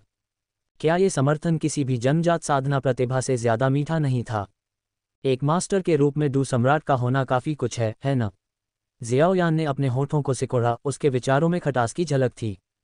अचानक आसमान का रंग बदल गया और एक हरा बवंडर चीखने लगा और घूमने लगा, जिससे जमीन से विशाल पेड़ हिंसक रूप से उखड़ गए और उन्हें लकड़ी के टुकड़ों के बवंडर में बदल दिया। मैजिक बीस्ट माउंटेन रेंज आपका मानवीय क्षेत्र नहीं है, यह आपके जंगली दौड़ने की जगह नहीं है। नीलम पंख वाले शेर राजा ने बढ़ते बवंडर को देखते हुए चिल्लाया। उसके विशाल जबड़े से एक धीमी गड़गड़ाहट गूंजी, जो पूरे पर्वत श्रृंखला में गूंज उठी। डू सम्राटों के बीच एक लड़ाई। नीलम पंख वाले शेर राजा ने बैंगनी लपटें उगल दी जो यून की बवंडर तकनीक से हिंसक रूप से टकराईं, एक क्रूर ड्रैगन के हमले की तरह। क्या भयानक दृश्य है, जियोयान ने दूर के आकाश में विशाल बवंडर और आग के स्तंभ को देखकर अपने माथे से बहते पसीने को पोंछते हुए कहा। दोनों बलों की टक्कर ने ऊपर बादलों में एक खाई भी बना दी। भयानक ऊर्जा टकराव से बिजली के बड़े बड़े बोल्ट उत्पन्न हुए जो मोटे खंभों की तरह पर्वत श्रृंखला पर गिरे, जिससे व्यापक आग लग गई। अनेक जादुई जानवर सभी दिशाओं में उन्मत्त होकर भागे। दो कुलीन डू सम्राटों के बीच लड़ाई के कारण जादुई जानवर पर्वत श्रृंखला अराजकता में फंस गई। यून ने वास्तव में मिस्टी क्लाउड संप्रदाय के वर्तमान संप्रदाय नेता के रूप में अपनी प्रतिष्ठा को बनाए रखा। उसने कई उच्च स्तरीय जुबान क्लास डू तकनीकों को महारत के एक प्रमुख स्तर तक विकसित किया था और उसके प्रत्येक प्रहार से धरती कांप उठती थी और पहाड़ कांप उठते थे। हालांकि एक जादुई जानवर के रूप में नीलम पंख वाले शेर राजा की शारीरिक शक्ति और विस्फोटक शक्ति एक इंसान की तुलना में बहुत अधिक थी। कुछ समय के लिए दोनों के बीच लड़ाई तेज हो गई, जिसमें कोई भी पक्ष ऊपरी हाथ नहीं पा सका। एक के बाद एक जोरदार टक्कर की आवाजें आईं और ऊर्जा तूफान के झोंके पेड़ों से गुजरे, जबकि जियाओयान पूरी तरह से विस्मय में लड़ाई देख रहा था। फिर उसकी नज़र तेज हो गई जब उसने देखा कि एमेथिस्ट विंगलान किंग के शरीर को ढंकने वाले बैंगनी क्रिस्टल हल्के से चमक रहे थे, बिल्कुल वैसे ही जैसे सौर पैनल सूरज की गर्मी को अवशोषित कर रहे हों। एमेथिस्ट विंगलान किंग में ऐसी क्षमता है। अगर धीरज की लड़ाई की बात आती है तो यून निश्चित रूप से हार जाएगा। जियाओयान ने अपनी उपस्थिति छिपाने के लिए अपने सोल रोब पर भरोसा किया और किनारे से देखा। निश्चित रूप से यून को भी समस्या का एहसास होने में ज्यादा समय नहीं लगा। हाँ, अब इसे पता लगाना बहुत देर हो चुकी है। आइए देखें कि मैं आपकी डू को सील करने के बाद आप क्या कर सकते हैं। Amethyst seal. एमेथिस्ट विंगलान किंग की गहरी दहाड़ गूंज उठी क्योंकि उसने अचानक अपने मुंह से एक गहरे बैंगनी प्रकाश स्तंभ को बाहर निकाला, जिसमें बैंगनी क्रिस्टल के हल्के निशान थे। यून की आंखों में एक भयंकर नजर चमक उठी। संप्रदाय नेता के पद पर पहुंचने का मतलब था कि वह कोई आसान काम नहीं थी। चरम हवा, गिरे हुए नरसंहार, दुनिया की ऊर्जा बढ़ने लगी। जियाओयान को 100% यकीन था कि यह एक डी क्लास डू तकनीक थी, लेकिन अगर कोई इसके बारे में सोचे तो यह अजीब होगा कि एक बार गौरवशाली मिस्टी क्लाउड संप्रदाय के पास डी क्लास डू तकनीक नहीं थी। एक पल में प्रकाश की एक छोटी किरण, लगभग एक अंगूठे के आकार की, तलवार की नोक से बाहर निकली। जैसे ही प्रकाश दिखाई दिया, अंतरिक्ष खुद कांप उठा। कोई कल्पना कर सकता है कि यह हमला कितना भयानक था। धमाका, दोनों हमले टकरा गए। यून की प्रकाश की किरण ने एमेथिस्ट सील को भेद दिया और एमेथिस्ट विंगलान किंग के शरीर पर एक गहरा, हड्डी उजागर घाव कर दिया, जिससे बहुत सारा खून बह निकला। जब जियाओयान ने सोचा कि यून की डी क्लास डू तकनीक सफल हो गई है, तो पहले से बिखरे हुए प्रकाश स्तंभ से बैंगनी क्रिस्टल अचानक सभी दिशाओं से यून की ओर उड़ गए। एक पल में बैंगनी रोशनी ने यून को घेर लिया। अगले ही पल उसकी सारी डू सील कर दी गई और उसके पीछे के पवन पंख गायब हो गए, जिससे वह तेजी से नीचे की ओर गिरने लगी। यून आश्चर्यजनक रूप से हार गई थी। जियोयान ने अपनी भौहें सिकोड़ ली क्योंकि वह गंभीर रूप से घायल नीलम पंख वाले शेर राजा को देख रहा था। भले ही शेर राजा बुरी तरह से घायल हो गया था, लेकिन एक डू सम्राट को मारना मुश्किल नहीं होगा जिसकी डू सील कर दी गई थी। उसने जल्दी से अपने दिमाग में स्थिति का विश्लेषण किया। यून उसके लिए एक अजनबी थी, लेकिन अगर वह गुफा में प्रवेश करना चाहता था तो उसके जैसा एक डू सम्राट एक अच्छा सहायक होगा। उसे उस पर एहसान करने देने का मतलब एक मुफ्त डू सम्राट सहायक प्राप्त करना हो सकता था। यह एक दांव लगाने लायक था। अध्याय 66, शून्यता भक्षण ज्वाला की शक्ति। एक जोरदार धमाके के साथ नीलम पंख वाले शेर राजा ने पहाड़ की ढलान पर जोरदार टक्कर मारी। उसके पंजे लाल गर्म लोहे की तरह चमक रहे थे, तीव्र गर्मी के माध्यम से उसके घावों को जबरन जला रहे थे। इस राजा के लिए उस मानव महिला को मार डालो। नीलम पंख वाले शेर राजा ने एक भयंकर दहाड़ लगाई। उसकी खूनी लाल, हत्या के इरादे से भरी विशाल आंखों ने जादुई जानवरों को, जो मूल रूप से सभी दिशाओं में भाग गए थे, अपने रास्ते में रुकने पर मजबूर कर दिया। उनमें से हजारों ने एक साथ यून यून की ओर अपनी निगाहें घुमाईं क्योंकि वह आसमान से गिर रही थी। अनेक जादुई जानवर सभी दिशाओं से उसे घेरने के लिए एकत्रित हुए, जैसे शार्क खून की गंध सूंघ रही हो। निस्संदेह एक डू सम्राट जिसकी डू क्यूई को सील कर दिया गया था, इन असंख्य जादुई जानवरों के सामने एक असहाय महिला से अलग नहीं था। भले ही वह ऊंची गिरावट से नहीं मरती, लेकिन जादुई जानवरों की भीड़ उसे चीर कर रख देगी। जैसे ही डो क्यूई उसके शरीर से गुजरी, जियाओ यान से रक्त ऊर्जा का एक विस्फोट हुआ। भयानक रक्त रंग की ऊर्जा एक विशाल शेर की भ्रामक आकृति में बदल गई, जिसने उसे पूरी तरह से घेर लिया। 3 स्टार डो मास्टर की डो क्यूई और उसके मांस और रक्त की संयुक्त शक्ति हर छिद्र से बाहर निकल गई। मेरे रास्ते से हट जाओ, जियाओ यान ने पागल शेर का जाप किया। उसकी चीख गूंजते ही एक विशाल आवेशित ऊर्जा वाला शेर बाहर निकल आया। शेर की भयंकर दहाड़ पूरे जंगल में गूंज उठी। दहाड़ एक भागते हुए टैंक की तरह भयानक रक्त रंग का शेर अपने रास्ते में आने वाली हर चीज को तोड़ता हुआ निकल गया। पेड़ चकनाचूर हो गए और रैंक 1 और 2 के जादुई जानवर शक्तिशाली बल द्वारा तुरंत खून की धुंध में बदल गए। खूनी रास्ता बनाने के बाद जियाओ यान ने अपने दाहिने पैर से जमीन पर जोर से ठोकर मारी। एक जोरदार धमाका हुआ और भयानक बल ने जमीन में एक छोटा गड्ढा बना दिया, जिससे मिट्टी उड़ गई। जियाओ यान तेजी से आगे बढ़ा, उसका शरीर एक काले सोल रोब में लिपटा हुआ था और वह एक भूतिया छाया की तरह उस जगह की ओर भागा जहां यून यून गिर रहा था। एक जादुई जानवर की तरह पहले से ही दुर्जय होने के लिए तैयार किए गए शरीर के साथ वह पागल शेर मंत्र के संवर्धन के तहत एक उग्र शेर जैसा दिख रहा था। यहां तक कि रैंक 3 जादुई जानवरों को भी उसकी तीखी धार से बचना पड़ा। जियाओ यान 30 फीट ऊंचा उछला और अगले ही पल उसकी पीठ पर काले और बैंगनी रंग के बैंगनी बादल के पंखों की एक जोड़ी दिखाई दी। उसका डू क्यू संघनित हुआ और अपने पंखों के एक शक्तिशाली फड़फड़ाहट के साथ वह गिरते हुए यून यून को पकड़ने के लिए धनुष से छोड़े गए तीर की तरह आगे बढ़ा। अचानक एक काले लबादे में एक आदमी ने उसे गले लगा लिया, जिसने अपने चेहरे को हुड से ढका हुआ था। यून यून ने सहज रूप से मुक्त होने की कोशिश की। अगर तुम मरना नहीं चाहती हो तो चुपचाप खड़ी रहो, जियो यान ने सख्ती से चिल्लाया। उसके पास उसे कोमल शब्दों से शांत करने का समय नहीं था, क्योंकि वे अभी भी खतरे में थे। मानव, तुम मौत को आमंत्रित कर रही हो। जियो यान के पीछे से एक तीखी दहाड़ आई। नीलम पंख वाला शेर राजा बुरी तरह घायल था, लेकिन मरा नहीं था। वह अभी भी उड़ सकता था। क्रोधित नीलम पंख वाला शेर राजा ने अपने पंख तेजी से फड़फड़ाए। वह तेज गति से जियो यान के करीब आ रहा था। जियो यान जानता था कि अपने डू मास्टर की साधना के साथ उड़ान तकनीकों पर भरोसा करने से वह रैंक 6 नीलम पंख वाले शेर राजा से तेज नहीं हो जाएगा। उसकी आंखों में एक भयंकर नजर चमक उठी जब उसने एक हाथ से यून यून को उसकी पीठ पर कसकर पकड़ लिया, उसे अपने पास खींच लिया और उनके शरीर एक साथ चिपक गए। तुम, यून यून के गालों पर लाली छा गई। वह पहले कभी किसी पुरुष के इतने करीब नहीं आई थी। इससे पहले कि यून यून को प्रतिक्रिया करने का समय मिलता, जियाओ यान तुरंत हवा में घूम गया। उसकी नज़र तेज हो गई क्योंकि उसके शरीर से आध्यात्मिक शक्ति का एक शक्तिशाली उछाल निकला। आत्मा प्रभाव। एक धमाके के साथ जियाओ यान का दिमाग कुछ पल के लिए चक्कर से हिल गया। भले ही नीलम पंख वाला शेर राजा एक जादुई जानवर था जिसमें आत्मा की खेती कम थी, फिर भी यह एक रैंक 6 जादुई जानवर था जिसकी आत्मा समय के साथ धीरे धीरे मजबूत होती गई थी। जियाओ यान की आध्यात्मिक शक्ति दूसरे पक्ष की तुलना में कम थी। दहाड़ दहाड़ दहाड़। नीलम पंख वाले शेर राजा ने अनुमान नहीं लगाया होगा कि जियाओ यान के पास एक आत्मा कौशल था। चौंक कर उसे अपनी आत्मा में एक चुभने वाला दर्द महसूस हुआ और उसके घाव जो अभी ठीक होने शुरू हुए थे फिर से खुल गए। जियाओ यान जानता था कि यह पर्याप्त नहीं था। उसने जल्दी से अपना दिमाग साफ करने के लिए अपनी जीभ काट ली।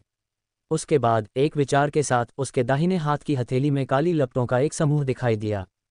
फिर अपने हाथ की एक लहर के साथ उसने काली लपटों को अनगिनत छोटी चिंगारियों में बिखेर दिया जो आसमान से एक अंधेरी बारिश की तरह गिरीं। Whoosh whoosh whoosh. ये निहिलिटी भक्षण ज्वाला की काली लपटें थीं। भले ही ये केवल एक बीज ज्वाला थी, फिर भी इसमें निहिलिटी भक्षण ज्वाला की अनूठी विशेषताएं थीं। बस कुछ चिंगारियों ने जंगल के बड़े हिस्से को जला दिया।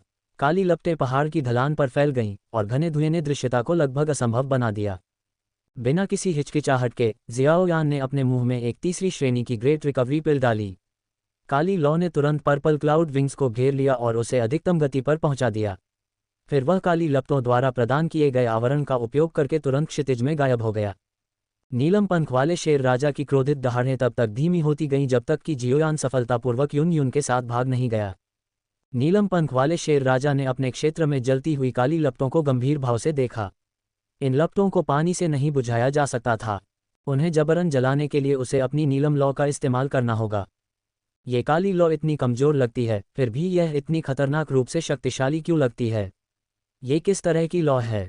नीलम पंख वाले शेर राजा को संदेह था कि अगर दूसरे पक्ष की ताकत उसकी अपनी ताकत के बराबर थी तो उसे डर था कि उसकी अपनी नीलम लॉ भी इस रहस्यमयी काली लॉ से भस्म हो सकती है। दूसरी तरफ पूरी तरह से थका हुआ जियोयान अपनी डुक्यूई का उपयोग करके मुश्किल से गुफा में वापस जाने में कामयाब रहा। यून यून का चेहरा पहले से ही सीलबंद डुक्यूई के कारण पीला था, लेकिन तीव्र डुक्यूई खपत से थका हुआ जियोयान और भी पीला था। जियाओयान ने अपने सोल रोब का हुड उठाया, जिससे उसका चेहरा युवा दिखाई दिया, और वह अपनी डुक्यूई को वापस पाने के लिए ग्रेट रिकवरी पिल को पचाने के लिए जमीन पर क्रॉस लेग करके बैठ गया। उसने पास में खड़े यून यून को सतर्क भाव से देखा और खुद को शांत भाव से बोलने के लिए मजबूर किया। चट्टान पर एक गुफा है जहां तुम अपने कपड़े बदल सकते हो।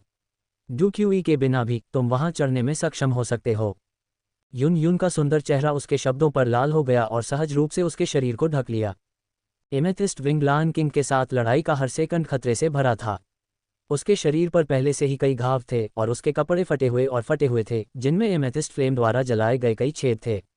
उसकी गोरी त्वचा छेदों से झांक रही थी, जो आकर्षण के अनजाने प्रदर्शन को प्रकट कर रही थी। सादे कपड़े में बदलने के बाद वह और भी अधिक राजसी और गरिमा में लग रही थी। उसकी भौहें थोड़ी सिकुड़ी हुई थीं।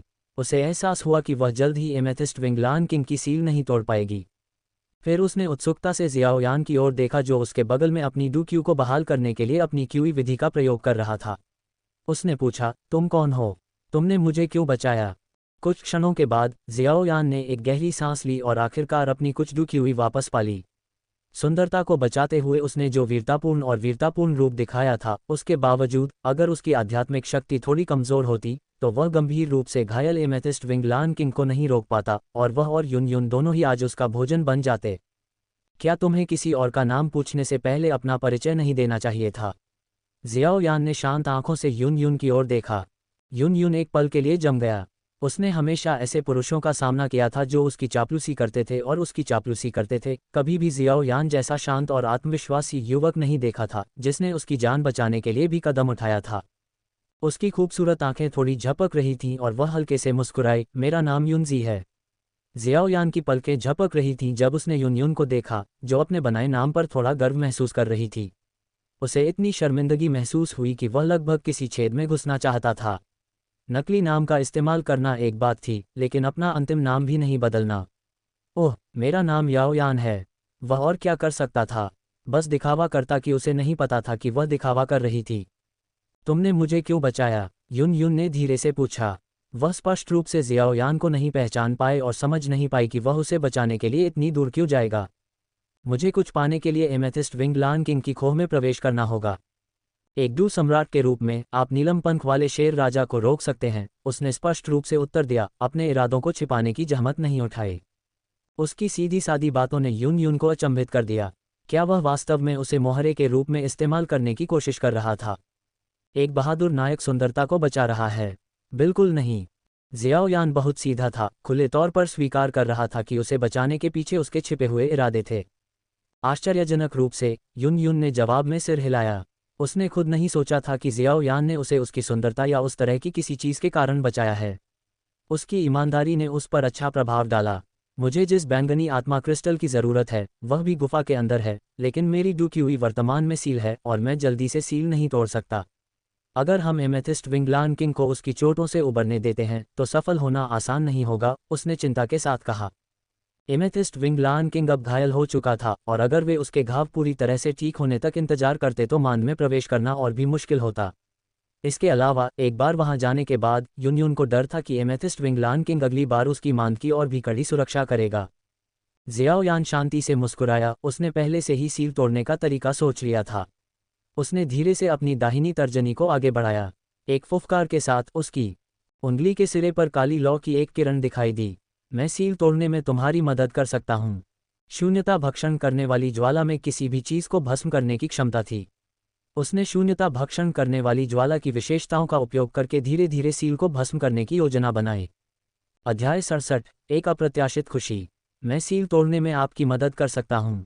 जियाओयान की उंगली की नोक से काली लौ की एक किरण निकली। हालांकि निहिलिटी भक्षण करने वाली लौ अभी भी सिर्फ एक बीज लौ थी, स्वर्गीय लपटों में से एक बच्ची, फिर भी उसमें ऐसी लपटों के लिए अद्वितीय चमत्कारी शक्ति थी। इसके अलावा ये दूसरी रैंक वाली निहिलिटी भक्षण करने वाली लौ थी।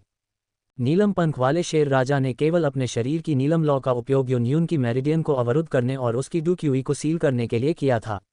यदि निहिलिटी भक्षण करने वाली लॉ उसके मेरिडियन बिंदुओं के भीतर नीलम क्रिस्टल को भस्म कर सकती है, तो वह स्वाभाविक रूप से अपनी डू सम्राट शक्ति को पुनः प्राप्त कर लेगी। उसकी शारीरिक चोटें कोई चिंता की बात नहीं थीं, क्योंकि यून के पास खुद अपने घावों को ठीक करने के लिए औषधीय गोलियां थीं।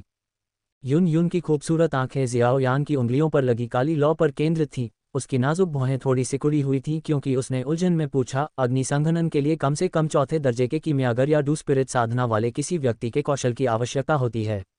आपकी युद्ध शक्ति डू ग्रैंड मास्टर क्षेत्र में लगती है, लेकिन आपकी साधना केवल डू मास्टर क्षेत्र में होनी चाहिए। वह पूरी तरह से हैरान थी। उसके सामने बैठे युवक ने उसकी समझ को पूरी तरह से चकनाचूर कर दिया था कि क्या संभव था। केवल चौथे दर्जे के कीमियागर और डू स्पिरिट या उच्च साधना वाले लोग ही अग्निसंघनन प्राप्त कर सकते थे। फिर भी उसने, एकमात्र डू मास्टर ने, ये कर दिखाया था। यहाँ तक कि डू क्यूई को पंखों में बदलने की क्षमता, जिसके लिए आमतौर पर एक डू राजा की ताकत की आवश्यकता होती है, उसने हासिल कर ली थी। और अब एक सील जिसे वह, एक डू सम्राट, नहीं तोड़ सकती थी। उसने दावा किया कि उसके पास इसका समाधान है। क्या वह वास्तव में एक डू मास्टर था? वह डू पूर्वज की तरह क्यों लग रहा था? तुम्हारी यह काली लॉ बहुत अजीब है। ये कमज़ोर लगती है, लेकिन किसी तरह ये बहुत खतरनाक एहसास देती है। यून कोई कीमियागर नहीं थी और स्वर्गीय लॉ रैंकिंग से अनजान थी। वह स्वर्गीय लपटों के अस्तित्व के बारे में जानती थी, लेकिन ये काली लॉ उन लोगों की तुलना में बहुत कमज़ोर लग रही थी जिन्हें वह जानती थी, इसलिए उसने इस संभावना पर विचार नहीं किया था। यह एक पारिवारिक विरासत है। ये थोड़ा कमज़ोर हो सकता है, लेकिन ये बहुत प्रभावी है। जियाओ यान ने बिना पलक झपकाए झूठ बोलते हुए अपनी नाक को छुआ। मुझे देखने दो कि एमेथिस्ट विंग लान किंग की मुहर कहाँ है। इसे पूरी तरह से हटाने में कुछ समय लगेगा। जियो यान की बातें सुनकर यून का शरीर कांप उठा। उसके गालों पर लाली फैल गई। एक पल सोचने के बाद उसने धीरे से अपने परिधान के सामने का बटन खोला। एक सुंदरी के अपने कपड़ों के बटन खोलने की हरकत ने जियो यान का मुंह सूखा दिया। आखिरकार यून के उरोस्ती के खोखले हिस्से पर एक बैंगनी रंग का रून चिन्ह दिखाई दिया। इस रून ने उसके मध्याह्न बिंदुओं पर कई बैंगनी धागे फैलाए, और ये धागे ही थे जो डू क्यूई के प्रवाह को रोक रहे थे। जियो यान ने इस बैंगनी रंग के रून को देखा। यह इतना प्रमुख था कि उसका आंतरिक कवच भी इसे पूरी तरह से छिपा नहीं सका। यह स्वाभाविक रूप से रून को संदर्भित करता है। उसने एक गहरी सांस ली, सभी विकर्षणों को दूर किया और अपनी उंगलियों पर शून्यता भक्षण ज्वाला को केंद्रित किया। उसके बाद वह धीरे धीरे बैंगनी रून धागे के किनारे पर पहुंचा और धीरे से यून के बर्फ सफ़ेद रंग को छुआ। त्वचा। विस्मयादिबोधक चिन्ह, विस्मयादिबोधक चिन्ह, विस्मयादिबोधक चिन्ह, प्रश्नवाचक चिन्ह। उसकी चीख की आवाज़ सुनकर जियाओ यान ने तुरंत अपना हाथ वापस खींच लिया। उसकी पुतलियां सदमे में फैल गईं। तुम किस लिए चिल्ला रहे हो? यून को देखते हुए, जिसके गाल सेब की तरह लाल थे और जो स्पष्ट रूप से शर्मिंदा थी, जियाओ यान ने अपनी जीभ को थोड़ा सा काटा और गहरी आवाज़ में कहा, मिस युनजी, कृपया थोड़ा दर्द सहन करें। जियाओ यान के झूठ बोलने के कौशल और भी परिष्कृत होते जा रहे थे। वह चीख बिल्कुल भी दर्द से नहीं आ रही थी। उसने पहले कभी सील को खाने के लिए निहिलिटी भक्षण ज्वाला का उपयोग करने की कोशिश नहीं की थी, इसलिए उसे नहीं पता था कि यह कैसा महसूस होगा। केवल यून ही जानता था कि जब निहिलिटी भक्षण ज्वाला उसकी त्वचा में प्रवेश करती है और नीलम ज्वाला को खाने लगती है, तो दो लपटों की टक्कर से उसके शरीर में एक जलती हुई धारा रिसती है, जिससे वह गर्म हो जाती है। जियाओ यान का हाथ थोड़ा कांप उठा, क्योंकि निहिलिटी डिवोरिंग फ्लेम की भक्षण शक्ति ने धीरे धीरे एमेथिस्ट विंग लान किंग की मुहर को भस्म कर दिया। इस बीच यून ने धीरे धीरे अपनी खूबसूरत आंखें बंद कर लीं। उसकी लंबी पलकें थोड़ी कांप रही थीं। उसने अपने होठों को कसकर बंद कर लिया और अपने हाथों को अपनी पोशाक के हेम को कसकर पकड़ लिया, खुद को आवाज़ करने से रोकने के लिए, दर्द को जबरन दबा दिया। जियाओ यान ने अपनी सारी डू क्यूई खत्म करने के बाद अपनी उंगली वापस खींच ली और पलटकर कहा, कल जब मैं अपनी डू क्यूई ठीक कर लूँगा तब हम जारी रखेंगे। ओह! यून ने गर्म हवा की सांस छोड़ी। उसकी त्वचा लाल हो गई थी, मानो उसने अभी अभी गर्म पानी से नहाया हो। उसकी आंखें और भाव वसंत की झलक दे रहे थे। अभी तुम गुफा में रह सकते हो, मैं आज रात बाहर निगरानी रखूंगा। जियाओ यान को पीछे हटते देखकर यून ने मुस्कुराते हुए कहा, धन्यवाद। जियाओ यान के काफ़ी दूर चले जाने के बाद उसने एक लंबी सांस छोड़ी। उसके दिमाग में उसकी त्वचा का स्पर्श याद आया, जिससे उसके दिल में धड़कन पैदा हो गई। वह खुद को जुनैर की त्वचा से तुलना करने से रोक नहीं पाया। 30 साल की उम्र में फिर भी उसकी त्वचा की इतनी अच्छी तरह से देखभाल की जाती है। ये स्पष्ट था कि जुनैर जियाओ यान के दिल में कितनी महत्वपूर्ण थी। वह हमेशा हर चीज़ की तुलना उससे करता था। ... रात की शांति में जियाओ यान ने क्रॉस लेग स्थिति में ध्यान करना शुरू किया। मेरे शरीर के भीतर शुद्ध ऊर्जा का ये समूह क्या है?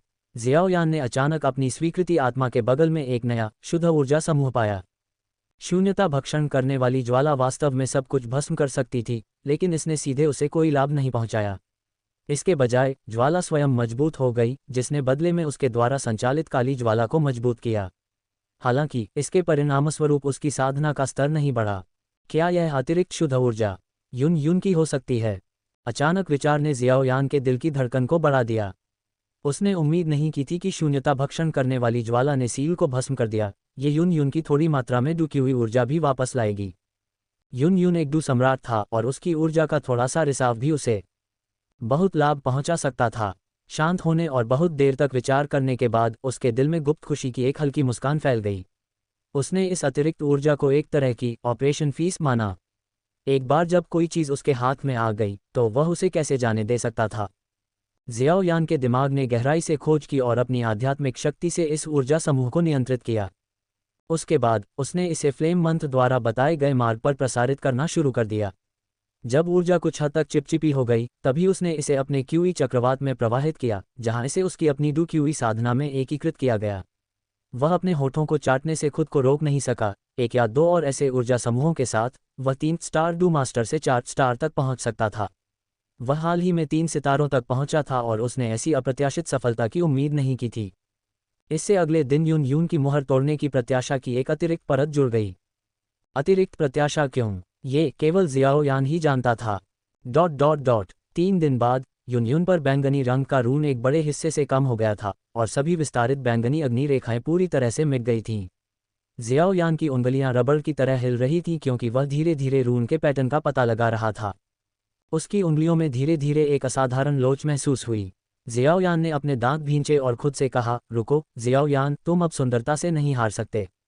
अगर तुमने कोई गलत कदम उठाया तो युन युन अपनी डू क्यूई बहाल होने के बाद तुम्हें मौके पर ही हरा सकती है। जीवन महत्वपूर्ण है। जुनेर अभी भी जियानान अकादमी में तुम्हारा इंतजार कर रही है।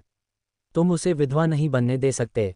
जियाओयान के विचारों से जूझते हुए अचानक एक शक्तिशाली आभा जागृत हुई।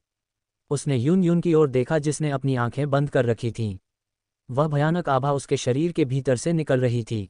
उसने जल्दी से अपनी उंगली वापस खींच ली और पीछे हट गया, क्योंकि हरे रंग की डू क्यूई की एक किरण उसके अंदर से फूट पड़ी, जो बची हुई सील को जबरन तोड़ रही थी।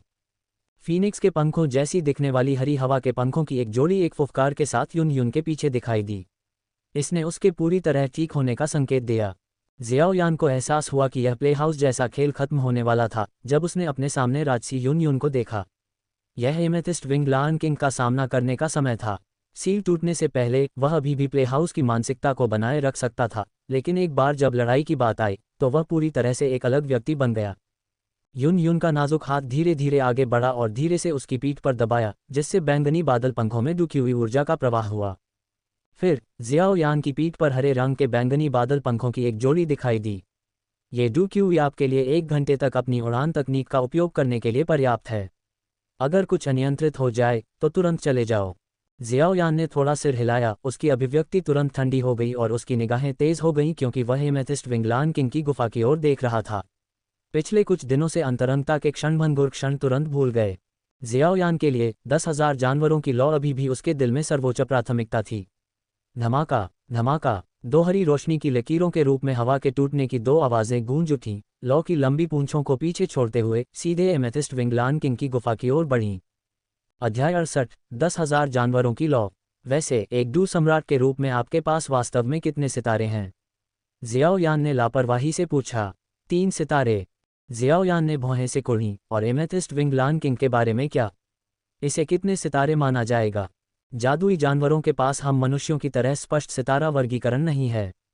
अगर हम इसकी तुलना डू तकनीक और डू क्यूई के संदर्भ में करें तो यह अधिकतम 2 सितारा डू सम्राट के साथ प्रतिस्पर्धा कर सकता है। हालांकि जादुई जानवर नज़दीकी लड़ाई में बेहतर होते हैं और अपनी शारीरिक शक्ति पर निर्भर करते हैं। एमेथिस्ट विंग लायन किंग के नज़दीकी युद्ध कौशल 4 सितारा या यहाँ तक कि 5 सितारा डू सम्राट को टक्कर दे सकते हैं। युन युन ने उड़ते हुए समझाया। उसकी नज़र आगे की ओर टिकी हुई थी। सभी बातों पर विचार करने पर इसकी समग्र शक्ति भी 3 सितारा डू सम्राट के बराबर हो सकती है, लगभग मेरे बराबर। हालांकि इस बार मैं हारूंगा नहीं। जियाओयान और युन युन ने शाम के समय एमेथिस्ट विंग लायन किंग का सामना करने का फैसला किया था।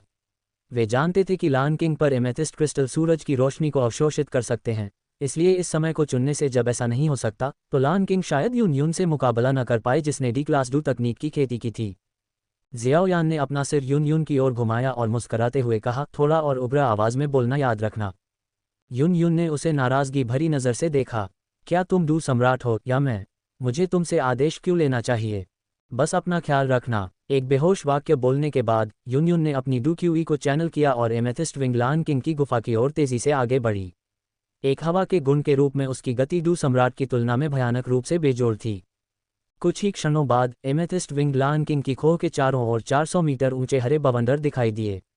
भयानक बवंडर ने गुफा को चारों ओर से घेर लिया, तबाही मचा दी और आसपास के सभी जादुई जानवरों को आसमान में उड़ा दिया। एक डू सम्राट के हमले को धरती को हिला देने वाला बताया जा सकता है। यहाँ तक कि एक भी उच्च जुबान श्रेणी की डू तकनीक प्रकृति की विनाशकारी शक्ति का मुकाबला कर सकती है। एमेथिस्ट विंग लायन किंग, अब बाहर आओ। ये बूढ़ी औरत आज तुम्हारे इलाके को उलट पुलट कर देगी। जब जियो यान ने यून को उसके पहले के सुझाव का पालन करते हुए सुना तो वह लगभग हंस पड़ा। स्पष्ट रूप से यह उनकी योजना थी। वह एमेथिस्ट विंग लायन किंग को क्रोधित करेगी, जबकि वह बैंगनी आत्मा क्रिस्टल की खोज करने के लिए गुफा में घुस जाएगा। मानव महिला, तुम मौत को आमंत्रित कर रही हो। आज मैं तुम्हारी हड्डियों को पीसकर धूल में मिला दूंगा। यून ने एमेथिस्ट विंग लायन किंग के पूरे इलाके पर सीधा हमला किया था। इस क्षेत्र के शासक के रूप में यह इसे कैसे सहन कर सकता था? इसकी उग्र दहाड़ अचानक पूरे आसमान में गूंज उठी।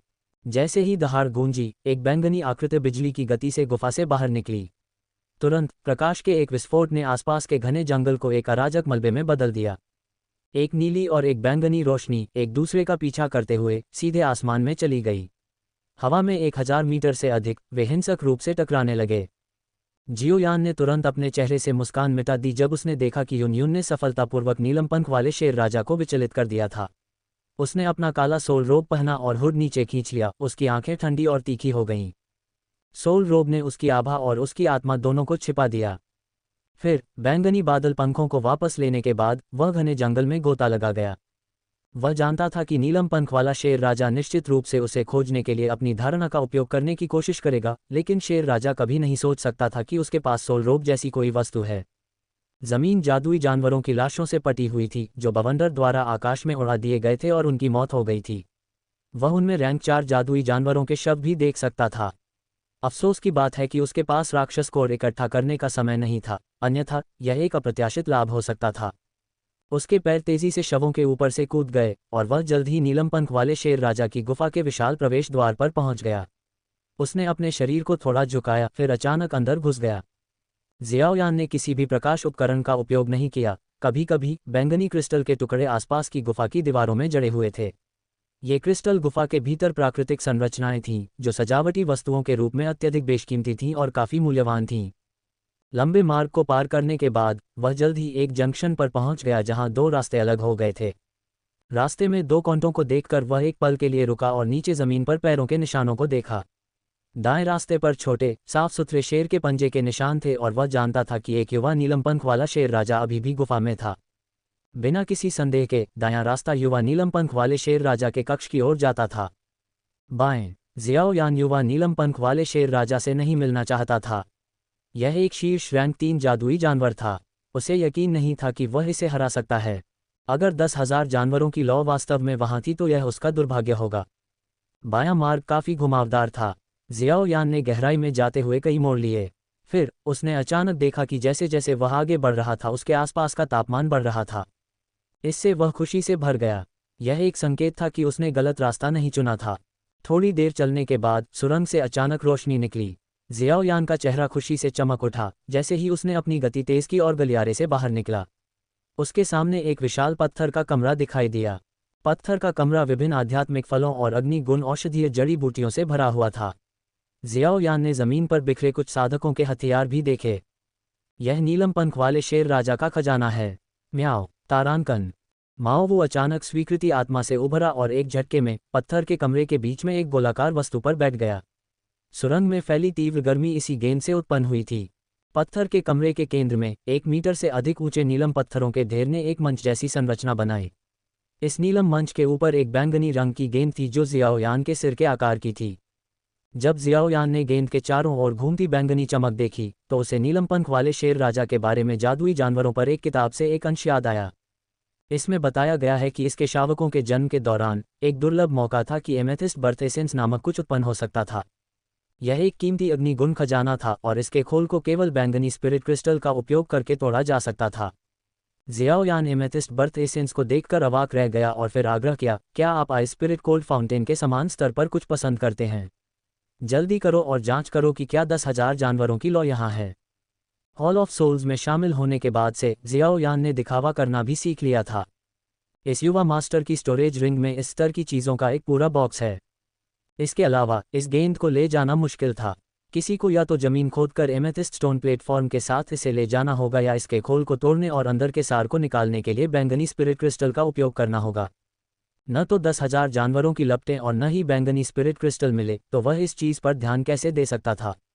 म्याओ। माओवू ने आगे बढ़कर जियोयान के गाल को तिरस्कार की दृष्टि से कुछ बार खरोंचा, लोहे से नफरत करते हुए कि वह स्टील में नहीं बदल रहा है।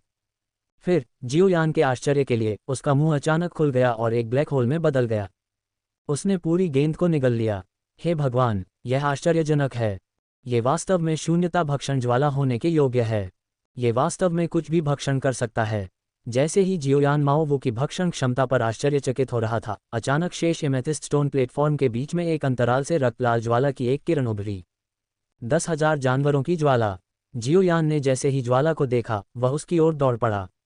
उसने कभी नहीं सोचा था कि 10,000 जानवरों की ज्वाला एमेथिस्ट स्टोन प्लेटफॉर्म के भीतर सील कर दी जाएगी और एमेथिस्ट शेर जन्म सार को गर्म करने के लिए इस्तेमाल की जाएगी।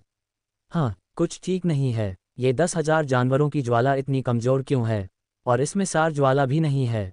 क्या ये वास्तव में 10,000 जानवरों की ज्वाला है? जब तक वह करीब नहीं गया उसे एहसास नहीं हुआ कि यह वास्तव में 10,000 जानवरों की ज्वाला है।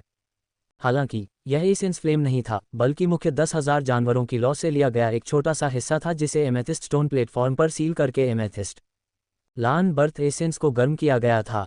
इसलिए जब उसने शुरू में गुफा में प्रवेश किया और अपनी आध्यात्मिक शक्ति से क्षेत्र को साफ किया तो उसने एमेथिस्ट स्टोन प्लेटफॉर्म के भीतर 10,000 जानवरों की लौ का पता नहीं लगाया, क्योंकि यह बहुत कमज़ोर था और पत्थर के अंदर सील कर दिया गया था। केवल माओवू, जो थोड़ी आध्यात्मिक बुद्धि वाला एक स्वर्गीय लौ भी था, उसे स्वर्गीय लौ के रूप में इसकी प्रकृति के कारण पहचान सकता था। जैसे ही जियाओयान अंदर ही अंदर इस पर विलाप कर रहा था, एक छाया चुपचाप उसके पीछे दिखाई दी। अध्याय 69, एक छिपी हुई खोज को सक्रिय करना। अफसोस, ये तो बस एक लौ की लौ है। जियाओयान आंसुओं के कगार पर था। उसने एक डू सम्राट को बचाने के लिए अपनी जान जोखिम में डाल दी थी, जो एक रैंक 6 जादुई जानवर की खोह में घुस गया था, ये सब 10,000 जानवरों की लौ पाने के लिए। वह इस नतीजे को स्वीकार नहीं कर सका। उसका दिल थक गया। आत्माओं का हॉल वास्तव में चोरों का अड्डा था। कितनी छायादार जगह। जैसे ही जियाओयान इसे लौ मंत्र के साथ भस्म करने के बारे में सोच रहा था, क्योंकि यह अभी भी स्वर्गीय लौ की एक लौ थी और कुछ नहीं से बेहतर थी, उसके पीछे से एक शेर की दहाड़ सुनाई दी, जिससे उसके दिल में खतरे की तीव्र भावना पैदा हो गई।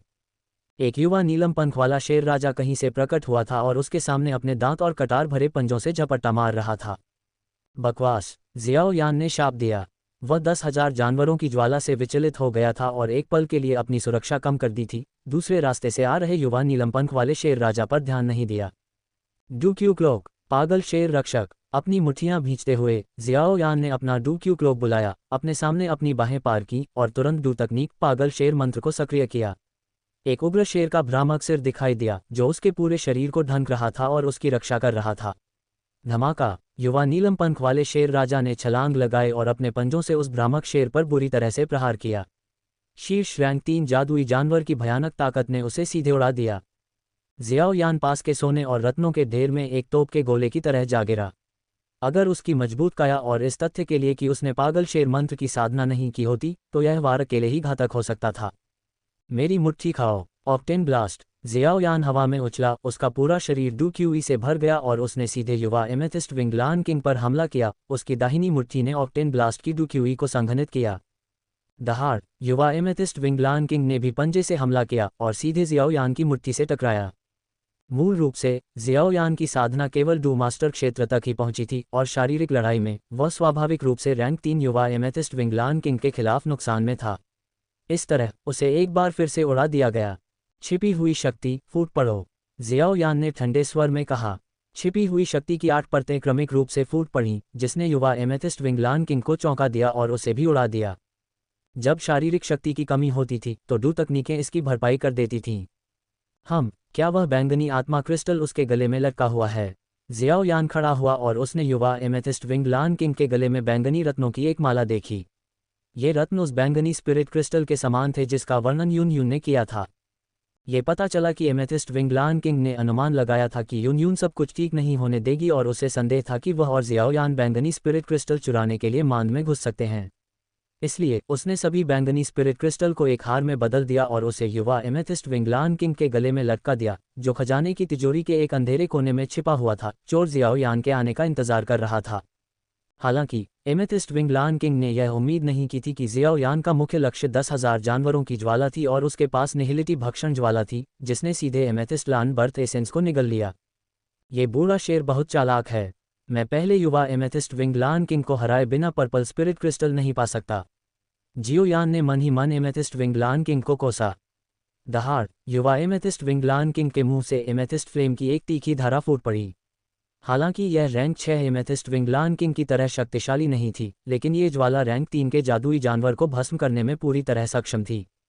माओ वो, जियो यान ने तुरंत माओ वो को बुलाया, जिसने इस क्रिया की नकल की और काली लपटों की एक धारा को बाहर निकालने के लिए अपना मुंह खोला। धमाका, आग के 2 खंभे आपस में टकराए और भयानक गर्मी ने उनके आसपास के सभी आध्यात्मिक फलों और औषधीय जड़ी बूटियों को भस्म कर दिया। पत्थर के कमरे के अंदर का तापमान इतना बढ़ गया कि कमरे के अंदर के सिक्के भी पिघलने लगे। यह नहीं चलेगा, आग के प्रति मेरा वर्तमान प्रतिरोध युवा एमेथिस्ट विंगलान किंग से तुलना नहीं कर सकता। जियो यान को बहुत पसीना आ रहा था। अगर उसके सोल रोब की विशेष सामग्री नहीं होती तो वह अब तक जलकर राख हो चुका होता। अपने दांत पीसते हुए जियाओ यान ने अपनी स्टोरेज रिंग से एक गोली की बोतल निकाली, जिसमें हाल ही में परिष्कृत की गई अग्नि बढ़ती गोलियां थीं। अपने चेहरे पर एक मुस्कान के साथ उसने गोली की बोतल को हिलाया और कहा, तुम्हें पता है कि ये क्या है न? इस बोतल में कई तीसरी श्रेणी की अग्नि बढ़ती गोलियां हैं जो तुम्हारे शरीर के भीतर अग्निगुण ऊर्जा को बढ़ा सकती हैं। इसका प्रभाव निश्चित रूप से तुम्हारे एमेथिस्ट बर्थ एसेंस से कम नहीं है। चलो शांति बनाते हैं, मैं तुम्हें वे सब दे दूंगा। निश्चित रूप से युवा एमेथिस्ट विंगलान किंग मानव भाषण को समझ सकता था। उसके शब्दों को सुनकर उसने तुरंत अपनी लपटें वापस ले लीं। उसकी आंखें लालच से जियाओ यान के हाथ में गोली की बोतल पर टिकी हुई थीं। ये वर्तमान में तीसरी श्रेणी का जादुई जानवर था जो तीसरी श्रेणी की औषधीय गोलियां खाने के लिए उपयुक्त था। अग्नि बढ़ती गोलियां वास्तव में इसके लिए एकदम सही थीं। मैं बोतल यहां छोड़ दूंगा, तुम आकर इसे ले जाओ और मैं चला जाऊंगा। जियाओ यान ने गोली की बोतल जमीन पर रख दी। जब तक युवा नीलम पंख वाला शेर राजा इसे उठाने के लिए आगे बढ़ता, ये गुफा के प्रवेश द्वार का रास्ता साफ कर देता, जिससे वह अपने बैंगनी बादल पंखों का उपयोग करके बच निकलने में सक्षम हो जाता। युवा नीलम पंख वाला शेर राजा अभी तक उड़ नहीं सकता था। जियाओ यान ने धीरे धीरे अपनी स्थिति बदली, जबकि युवा नीलम पंख वाला शेर राजा भी गोली की बोतल की ओर इंच दर इंच आगे बढ़ा। ऐसा लग रहा था जैसे दोनों पक्षों ने आपसी सहमति बना ली हो। दहाड़ युवा नीलम पंख वाला शेर राजा अचानक मुड़ा और जियाओ यान की ओर झपटा। उसकी आंखें मानो कह रही थीं, वयस्क चुनाव करते हैं, मुझे सब कुछ चाहिए। जियाओ यान ने आक्रमण करने वाले शेर शावक को तिरस्कार से देखा और व्यंग्यात्मक लहजे में कहा, तुम्हें लगता है कि मैं नहीं जानता था कि तुम क्या सोच रहे थे। उसके हाथ में आइस स्पिरिट कोल्ड फाउंटेन से भरी एक बोतल दिखाई दी। उसका इरादा शेर शावक के साथ व्यापार करने का नहीं था, बल्कि उसे प्रवेश द्वार को अवरुद्ध करने से दूर ले जाने का था। चाले चलना, षड्यंत्र करना, चालाक होना, इंसानों को कौन मात दे सकता है। एक जोरदार धमाके के साथ बोतल शेर के बच्चे पर लगी और अंदर का आइस स्पिरिट कोल्ड फाउंटेन तुरंत फट गया, जिससे ठंड का एक भयानक झोंका निकला जिसने शेर के बच्चे को एक पल में ही जमा दिया। जियाओ यान ने जानलेवा वार करने का मौका नहीं गंवाया, क्योंकि वह अच्छी तरह जानता था कि आइस स्पिरिट कोल्ड फाउंटेन का ठंडा प्रभाव लंबे समय तक नहीं रहेगा, संभवतः केवल 10 सेकंड तक। समय बर्बाद करने का नहीं। पर्पल स्पिरिट क्रिस्टल का एक टुकड़ा फाड़ने के बाद जियाओ यान ने अपना दाहिना हाथ एमेथिस्ट स्टोन प्लेटफॉर्म पर रखा और तेजी से फ्लेम मंत्र प्रसारित किया, जिससे 10,000 बीस्ट फ्लेम की किरण उसके शरीर में समा गई। इसे परिष्कृत करने के लिए समय न होने के कारण उसने अपने पर्पल क्लाउड विंग्स को फैलाया और जितनी तेजी से हो सका भाग गया। जियाओ यान की गति हवा के झोंके की तरह थी, जिसमें उसके पर्पल क्लाउड विंग्स पूरी तरह से तैनात थे। सुरंग से बाहर निकलते ही उसका आकार धुंधला हो गया। वह पागलों की तरह गुफा के निकास की ओर उड़ रहा था। हालांकि मार्ग से बाहर निकलने के कुछ ही समय बाद उसके पीछे एक क्रोधित दहाड़ गूंज उठी। Ice spirit cold fountain 10 second भी नहीं टिक पाया था। जियाओयान एक फुसफुसाहट के साथ गुफा के प्रवेश द्वार से बाहर निकल गया। उसके पास एक शब्द भी बोलने का समय नहीं था। उसने भारी जुबान शासक को बुलाया और डी क्लास डू तकनीक फ्लेम स्प्लिटिंग सुनामी का प्रयोग किया। भारी जुबान शासक के एक ही झटके से काली लौ की एक लकीर हवा में फैल गई। गुफा के प्रवेश द्वार पर सभी रैंक 1 और रैंक 2 जादुई जानवर तुरंत निहिलिटी भक्षण ज्वाला द्वारा भस्म हो गए। पीछे कोई राख नहीं बची। यहाँ तक कि रैंक 3 जादुई जानवर भी इसका सामना नहीं कर सके और उन्हें इसके किनारे से बचना पड़ा। लानत है, तुमने मेरे बेटे को चोट पहुंचाने की हिम्मत कैसे की? मैं आज तुम्हें माफ नहीं करूंगा। नीलम पंख वाले शेर राजा की दहाड़ पूरे क्षेत्र में गूंज उठी और आसमान से तीव्र बैंगनी लपटें फूट पड़ीं। हम्फ। ठंडी सांस लेते हुए युन युन ने अपने जेड जैसे हाथ को अपने सामने थोड़ा घुमाया, जिससे एक बेतहाशा घूमता हुआ हरा बवंडर बना, जिसने भारी बैंगनी लपटों को उड़ा दिया और भागते समय जियाओयान को ढक दिया। जब युन युन ने जियाओयान को सुरक्षित भागते देखा तो उसने लड़ाई जारी रखने की जहमत नहीं उठाई और सीधे आसमान में उड़ गई। घृणित मनुष्य। हालांकि नीलम पंख वाला शेर राजा गुस्से में था, लेकिन उसने उनका पीछा करने की हिम्मत नहीं की। वह अपने इलाके को नहीं छोड़ सकता था, खासकर तब जब उसका बेटा अभी भी गुफा के अंदर था। अंततः नीलम पंख वाले शेर राजा ने अपने उग्र क्रोध को नियंत्रित करने में कामयाबी हासिल की, पीछे मुड़ा और गुफा में वापस आ गया। अपने बेटे को सुरक्षित पाकर राहत महसूस करते हुए वह शांत हो गया।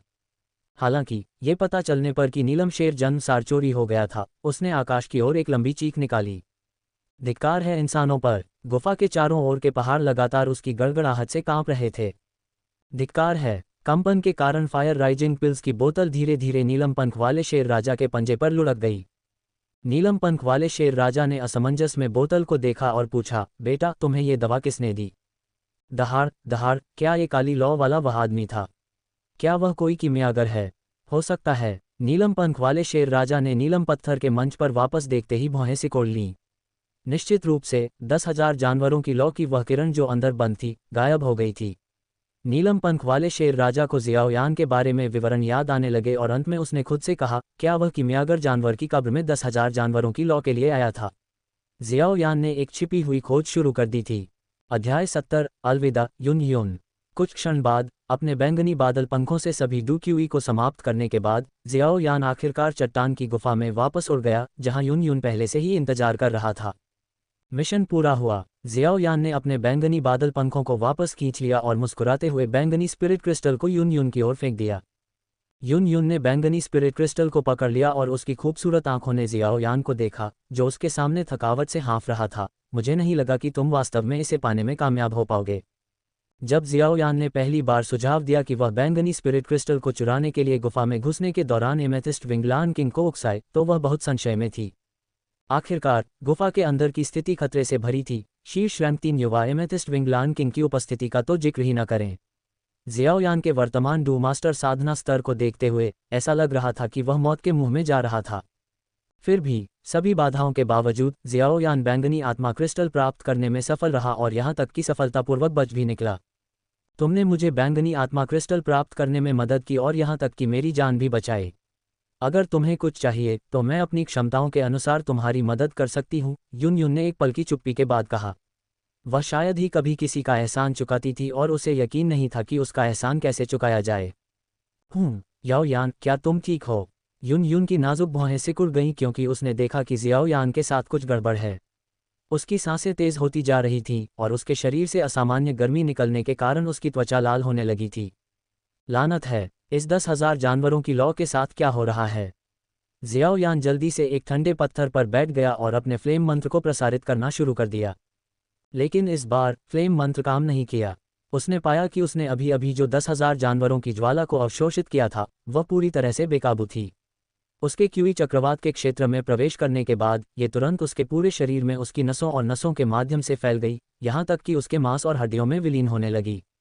अरे, ये 10,000 जानवरों की ज्वाला मेरे मांस और हड्डियों में विलीन हो रही है। जियोयान को एहसास हुआ कि वह लापरवाह था।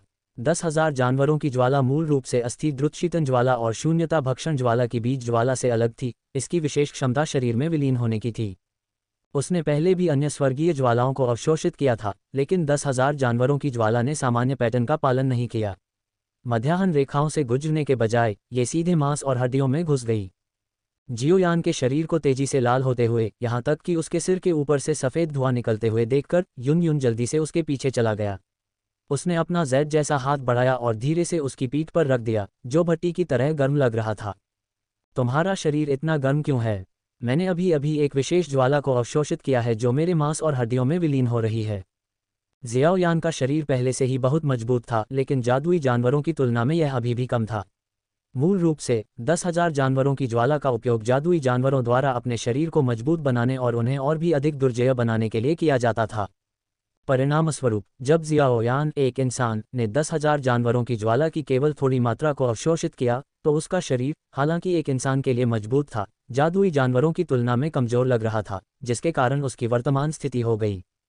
यूं की खूबसूरत आंखें धीरे धीरे बंद हो गईं क्योंकि उसके भीतर डू क्यूई एक विशाल महासागर की तरह उमड़ पड़ा। ये जल्दी से उसकी बांह से होकर जियाओ यान के शरीर में बह गया। उसके नियंत्रण में हवा की विशेषता डू क्यूई, जो अभी अभी जियाओ यान के शरीर में प्रवेश कर चुकी थी, ने तेजी से उसके सभी मेरिडियन पर कब्जा कर लिया। उसके बाद इसने उसके भीतर 10,000 जानवरों की लौ को बाहर निकालना शुरू कर दिया। यून की डू क्यूई के जुड़ने से जियाओ यान का शरीर धीरे धीरे ठंडा होने लगा। अचानक जियाओ यान हिंसक रूप से कांप उठा, क्योंकि उसके शरीर की हर कोशिका से रक्त के रंग की लौ फूट पड़ी और उसके छिद्रों से बाहर निकल गई। दहाड़, रक्त के रंग की 10,000 जानवरों की लौ के भीतर से 10,000 जानवरों की दहाड़ वास्तव में सुनी जा सकती थी। 10,000 जानवर एक साथ दहाड़ रहे थे। 10,000 जानवरों की लौ वास्तव में एक स्वर्गीय लौ के रूप में अपनी प्रकृति पर खरी उतरी। यहाँ तक कि एकमात्र लौ भी डू क्यूई को चकनाचूर करने के लिए पर्याप्त थी जिसे यून ने पेश किया था। जियाओ यान ने अचानक आसमान की ओर एक लंबी चीख मारी, क्योंकि उसकी मांसपेशियां उभरी हुई थीं और उसकी त्वचा पर जानवरों जैसे शल्क उगाए थे। नुकीले नुकीले दांतों और खून से लाल पुतलियों की एक जोड़ी ने उसे एक जादुई जानवर जैसा बना दिया था। 10,000 जानवरों की लौ वास्तव में मनुष्यों में एक जादुई जानवर परिवर्तन ला सकती है। धमाका, 10,000 जानवरों की लौ के भीतर जानवर की आत्मा से पूरी तरह से अभिभूत जियाओ यान आश्चर्यजनक गति से बाहर निकला। उसने जंगली जानवर की तरह यून की कॉलरबोन को काटा। उसके नुकीले नुकीले दांत उसके मांस में गहराई तक चुभ रहे थे क्योंकि वह उसका खून चूस रहा था। तीव्र दर्द के कारण यून ने अपने दांत पीस लिए, लेकिन उसने जियाओ यान को दूर धकेलने के लिए अपनी डू तकनीक का उपयोग नहीं किया। अपनी डू सम्राट शक्ति के साथ अपनी डू क्यूई को छोड़ने से जियाओ यान का पूरा शरीर फट जाएगा। उसने अपना दाहिना हाथ जियाओ यान के डेंटियन पर रखा। दर्द को सहते हुए उसने अपनी डू क्यूई को नियंत्रित करना जारी रखा। 10,000 जानवरों की लौ के अवशेष। हरे रंग की डू क्यूई ने 10,000 जानवरों की लौ के भीतर जानवर की आत्मा के इरादे को लगातार चकनाचूर कर दिया, जिससे केवल सबसे शुद्ध 10,000 जानवरों की लौ ही बची। ये स्पष्ट नहीं था कि यून ने जियोयान के भीतर 10,000 जानवरों की लौ से जानवर की आत्मा के इरादे को पूरी तरह से शुद्ध करने से पहले कितना समय बिताया था। इस प्रकार उसका जादुई जानवर परिवर्तन समाप्त हो गया।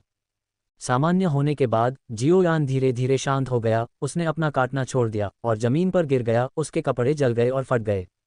यून उसके नंगे सफ़ेद नितंबों को भी स्पष्ट रूप से देख सकता था। यून ने जल्दी से एक लबादा निकाला और उसे अपने चारों ओर लपेट लिया। आखिरकार वह जियोयान के साथ घनिष्ठ संपर्क में थी और उसकी स्थिति शायद ही बेहतर थी। इन कुछ दिनों में उसके कई कपड़े फटकर टुकड़े टुकड़े हो गए थे। यह महसूस करते हुए कि जियोयान ठीक हो गया है, यून ने उसे गुफा में वापस जाने में मदद की। उसने जियाओयान की ओर देखा और कुछ देर तक विचार करने के बाद अपनी स्टोरेज रिंग से 2 स्क्रॉल निकालकर ज़मीन पर रख दिए। फिर वह धीरे से बोली, ये हाई जुबान क्लास फायर एट्रीब्यूट डू तकनीक का स्क्रॉल है, साथ ही इंटरमीडिएट जुबान क्लास एजिलिटी टाइप डू तकनीक भी है। मुझे उम्मीद है कि भविष्य में ये तुम्हारे काम आ सकते हैं। वस्तुओं को सावधानी से रखने के बाद यून ने उस जगह को छुआ जहां उसे काटा गया था। पिछले कुछ दिनों में बहुत कुछ हुआ था। जब वह झुकी और धीरे से जियाओयान के माथे को चूमा तो उसकी खूबसूरत आंखें अवर्णनीय भावनाओं से चमक उठीं। अपने हरे पंखों की हल्की फड़फड़ाहट के साथ उसका आकार सुंदर ढंग से आसमान में उड़ गया। एक हल्की खुशबू बनी रही, लेकिन सुंदर महिला पहले ही जा चुकी थी। यून के जाने के कुछ समय बाद जियाओयान ने धीरे से अपनी आंखें खोलीं। वह उठकर बैठ गया और उस दिशा में देखने लगा जहां वह गई थी। शुरू में वह वास्तव में होश खो बैठा था। उसने यह उम्मीद नहीं की थी कि 10,000 जानवरों की ज्वाला में 10,000 जानवरों की इच्छाशक्ति होगी, जिसने अस्थायी रूप से उसके दिमाग को धुंधला कर दिया। हालांकि उसके पास शून्यता भक्षण ज्वाला की बीज ज्वाला थी और अपनी मजबूत आध्यात्मिक शक्ति और यून की डू क्यूई की सहायता से वह जल्द ही कुछ होश में आ गया। उसने अभी बेहोश होने का नाटक किया था और यून को शायद पता था कि वह नाटक कर रहा है। जियोयान ने जमीन से डू तकनीक उठाते हुए आह भरी। उसका दिल मिश्रित भावनाओं से भर गया। यून आखिरकार एक डू सम्राट था। अगर उसने किसी और का इस तरह अपमान किया होता तो वे उसे एक ही थप्पड़ से मार सकते थे। उसने 2 स्क्रॉल को अपने स्टोरेज रिंग में रख दिया और उनके साथ पिछले कुछ दिनों की यादें सील कर दीं। अगर किस्मत ने तय किया कि वे फिर कभी नहीं मिलेंगे, तो वह उन यादों को याद नहीं करेगा। अभी उसके पास और भी ज़रूरी काम थे। ज़ियाओ यान ने अपने दिमाग को एकाग्र करने के बाद धीरे धीरे अपनी डूक्यूई को प्रसारित किया। हालांकि इस बार उसने जानबूझकर अपनी नसों और नसों से डूक्यूई को अपने आंतरिक अंगों, हड्डियों और मांस में निर्देशित किया। धमाका, उसकी मांसपेशियां अचानक उभर आईं और उसका शरीर तुरंत मजबूत हो गया। रक्त लाल ज्वाला की एक परत जानवर के तराजू की एक परत में बदल गई, जिसने उसके शरीर को ढंक दिया और उसे एक भयंकर रूप दे दिया। डूक्यू कवच नहीं, मैंने ग्रैंड एल्डर को डूक्यू कवच का उपयोग करते देखा है और यह ऐसा नहीं था। 10,000 जानवरों की लौ एक इंसान को जादुई जानवर जैसे शरीर में बदल सकती है। जादुई जानवर एक बॉडी ट्रांसफॉर्मेशन पिल का सेवन करके इंसानों में बदल सकते हैं, जिससे मानव साधना प्रतिभा प्राप्त होती है। हालांकि इस दुनिया में किसी इंसान को जादुई जानवर में बदलने के लिए कोई गोली नहीं थी ताकि उसका शरीर प्राप्त हो सके। लेकिन 10,000 जानवरों की लौ बस यही कर सकती थी। ये 10,000 जानवरों की लौ की क्षमता थी किसी के शरीर को जादुई जानवर जितना शक्तिशाली बनाना। यूं ने उसे बताया था कि एमेथिस्ट विंगलान किंग की ताकत एक स्टार डू सम्राट के बराबर थी, लेकिन इसकी शारीरिक ताकत 5 स्टार डू सम्राट के बराबर हो सकती थी। अंतर अकल्पनीय रूप से भयानक था। इससे ये पता चला कि जादुई जानवर का शरीर कितना अविश्वसनीय रूप से शक्तिशाली था।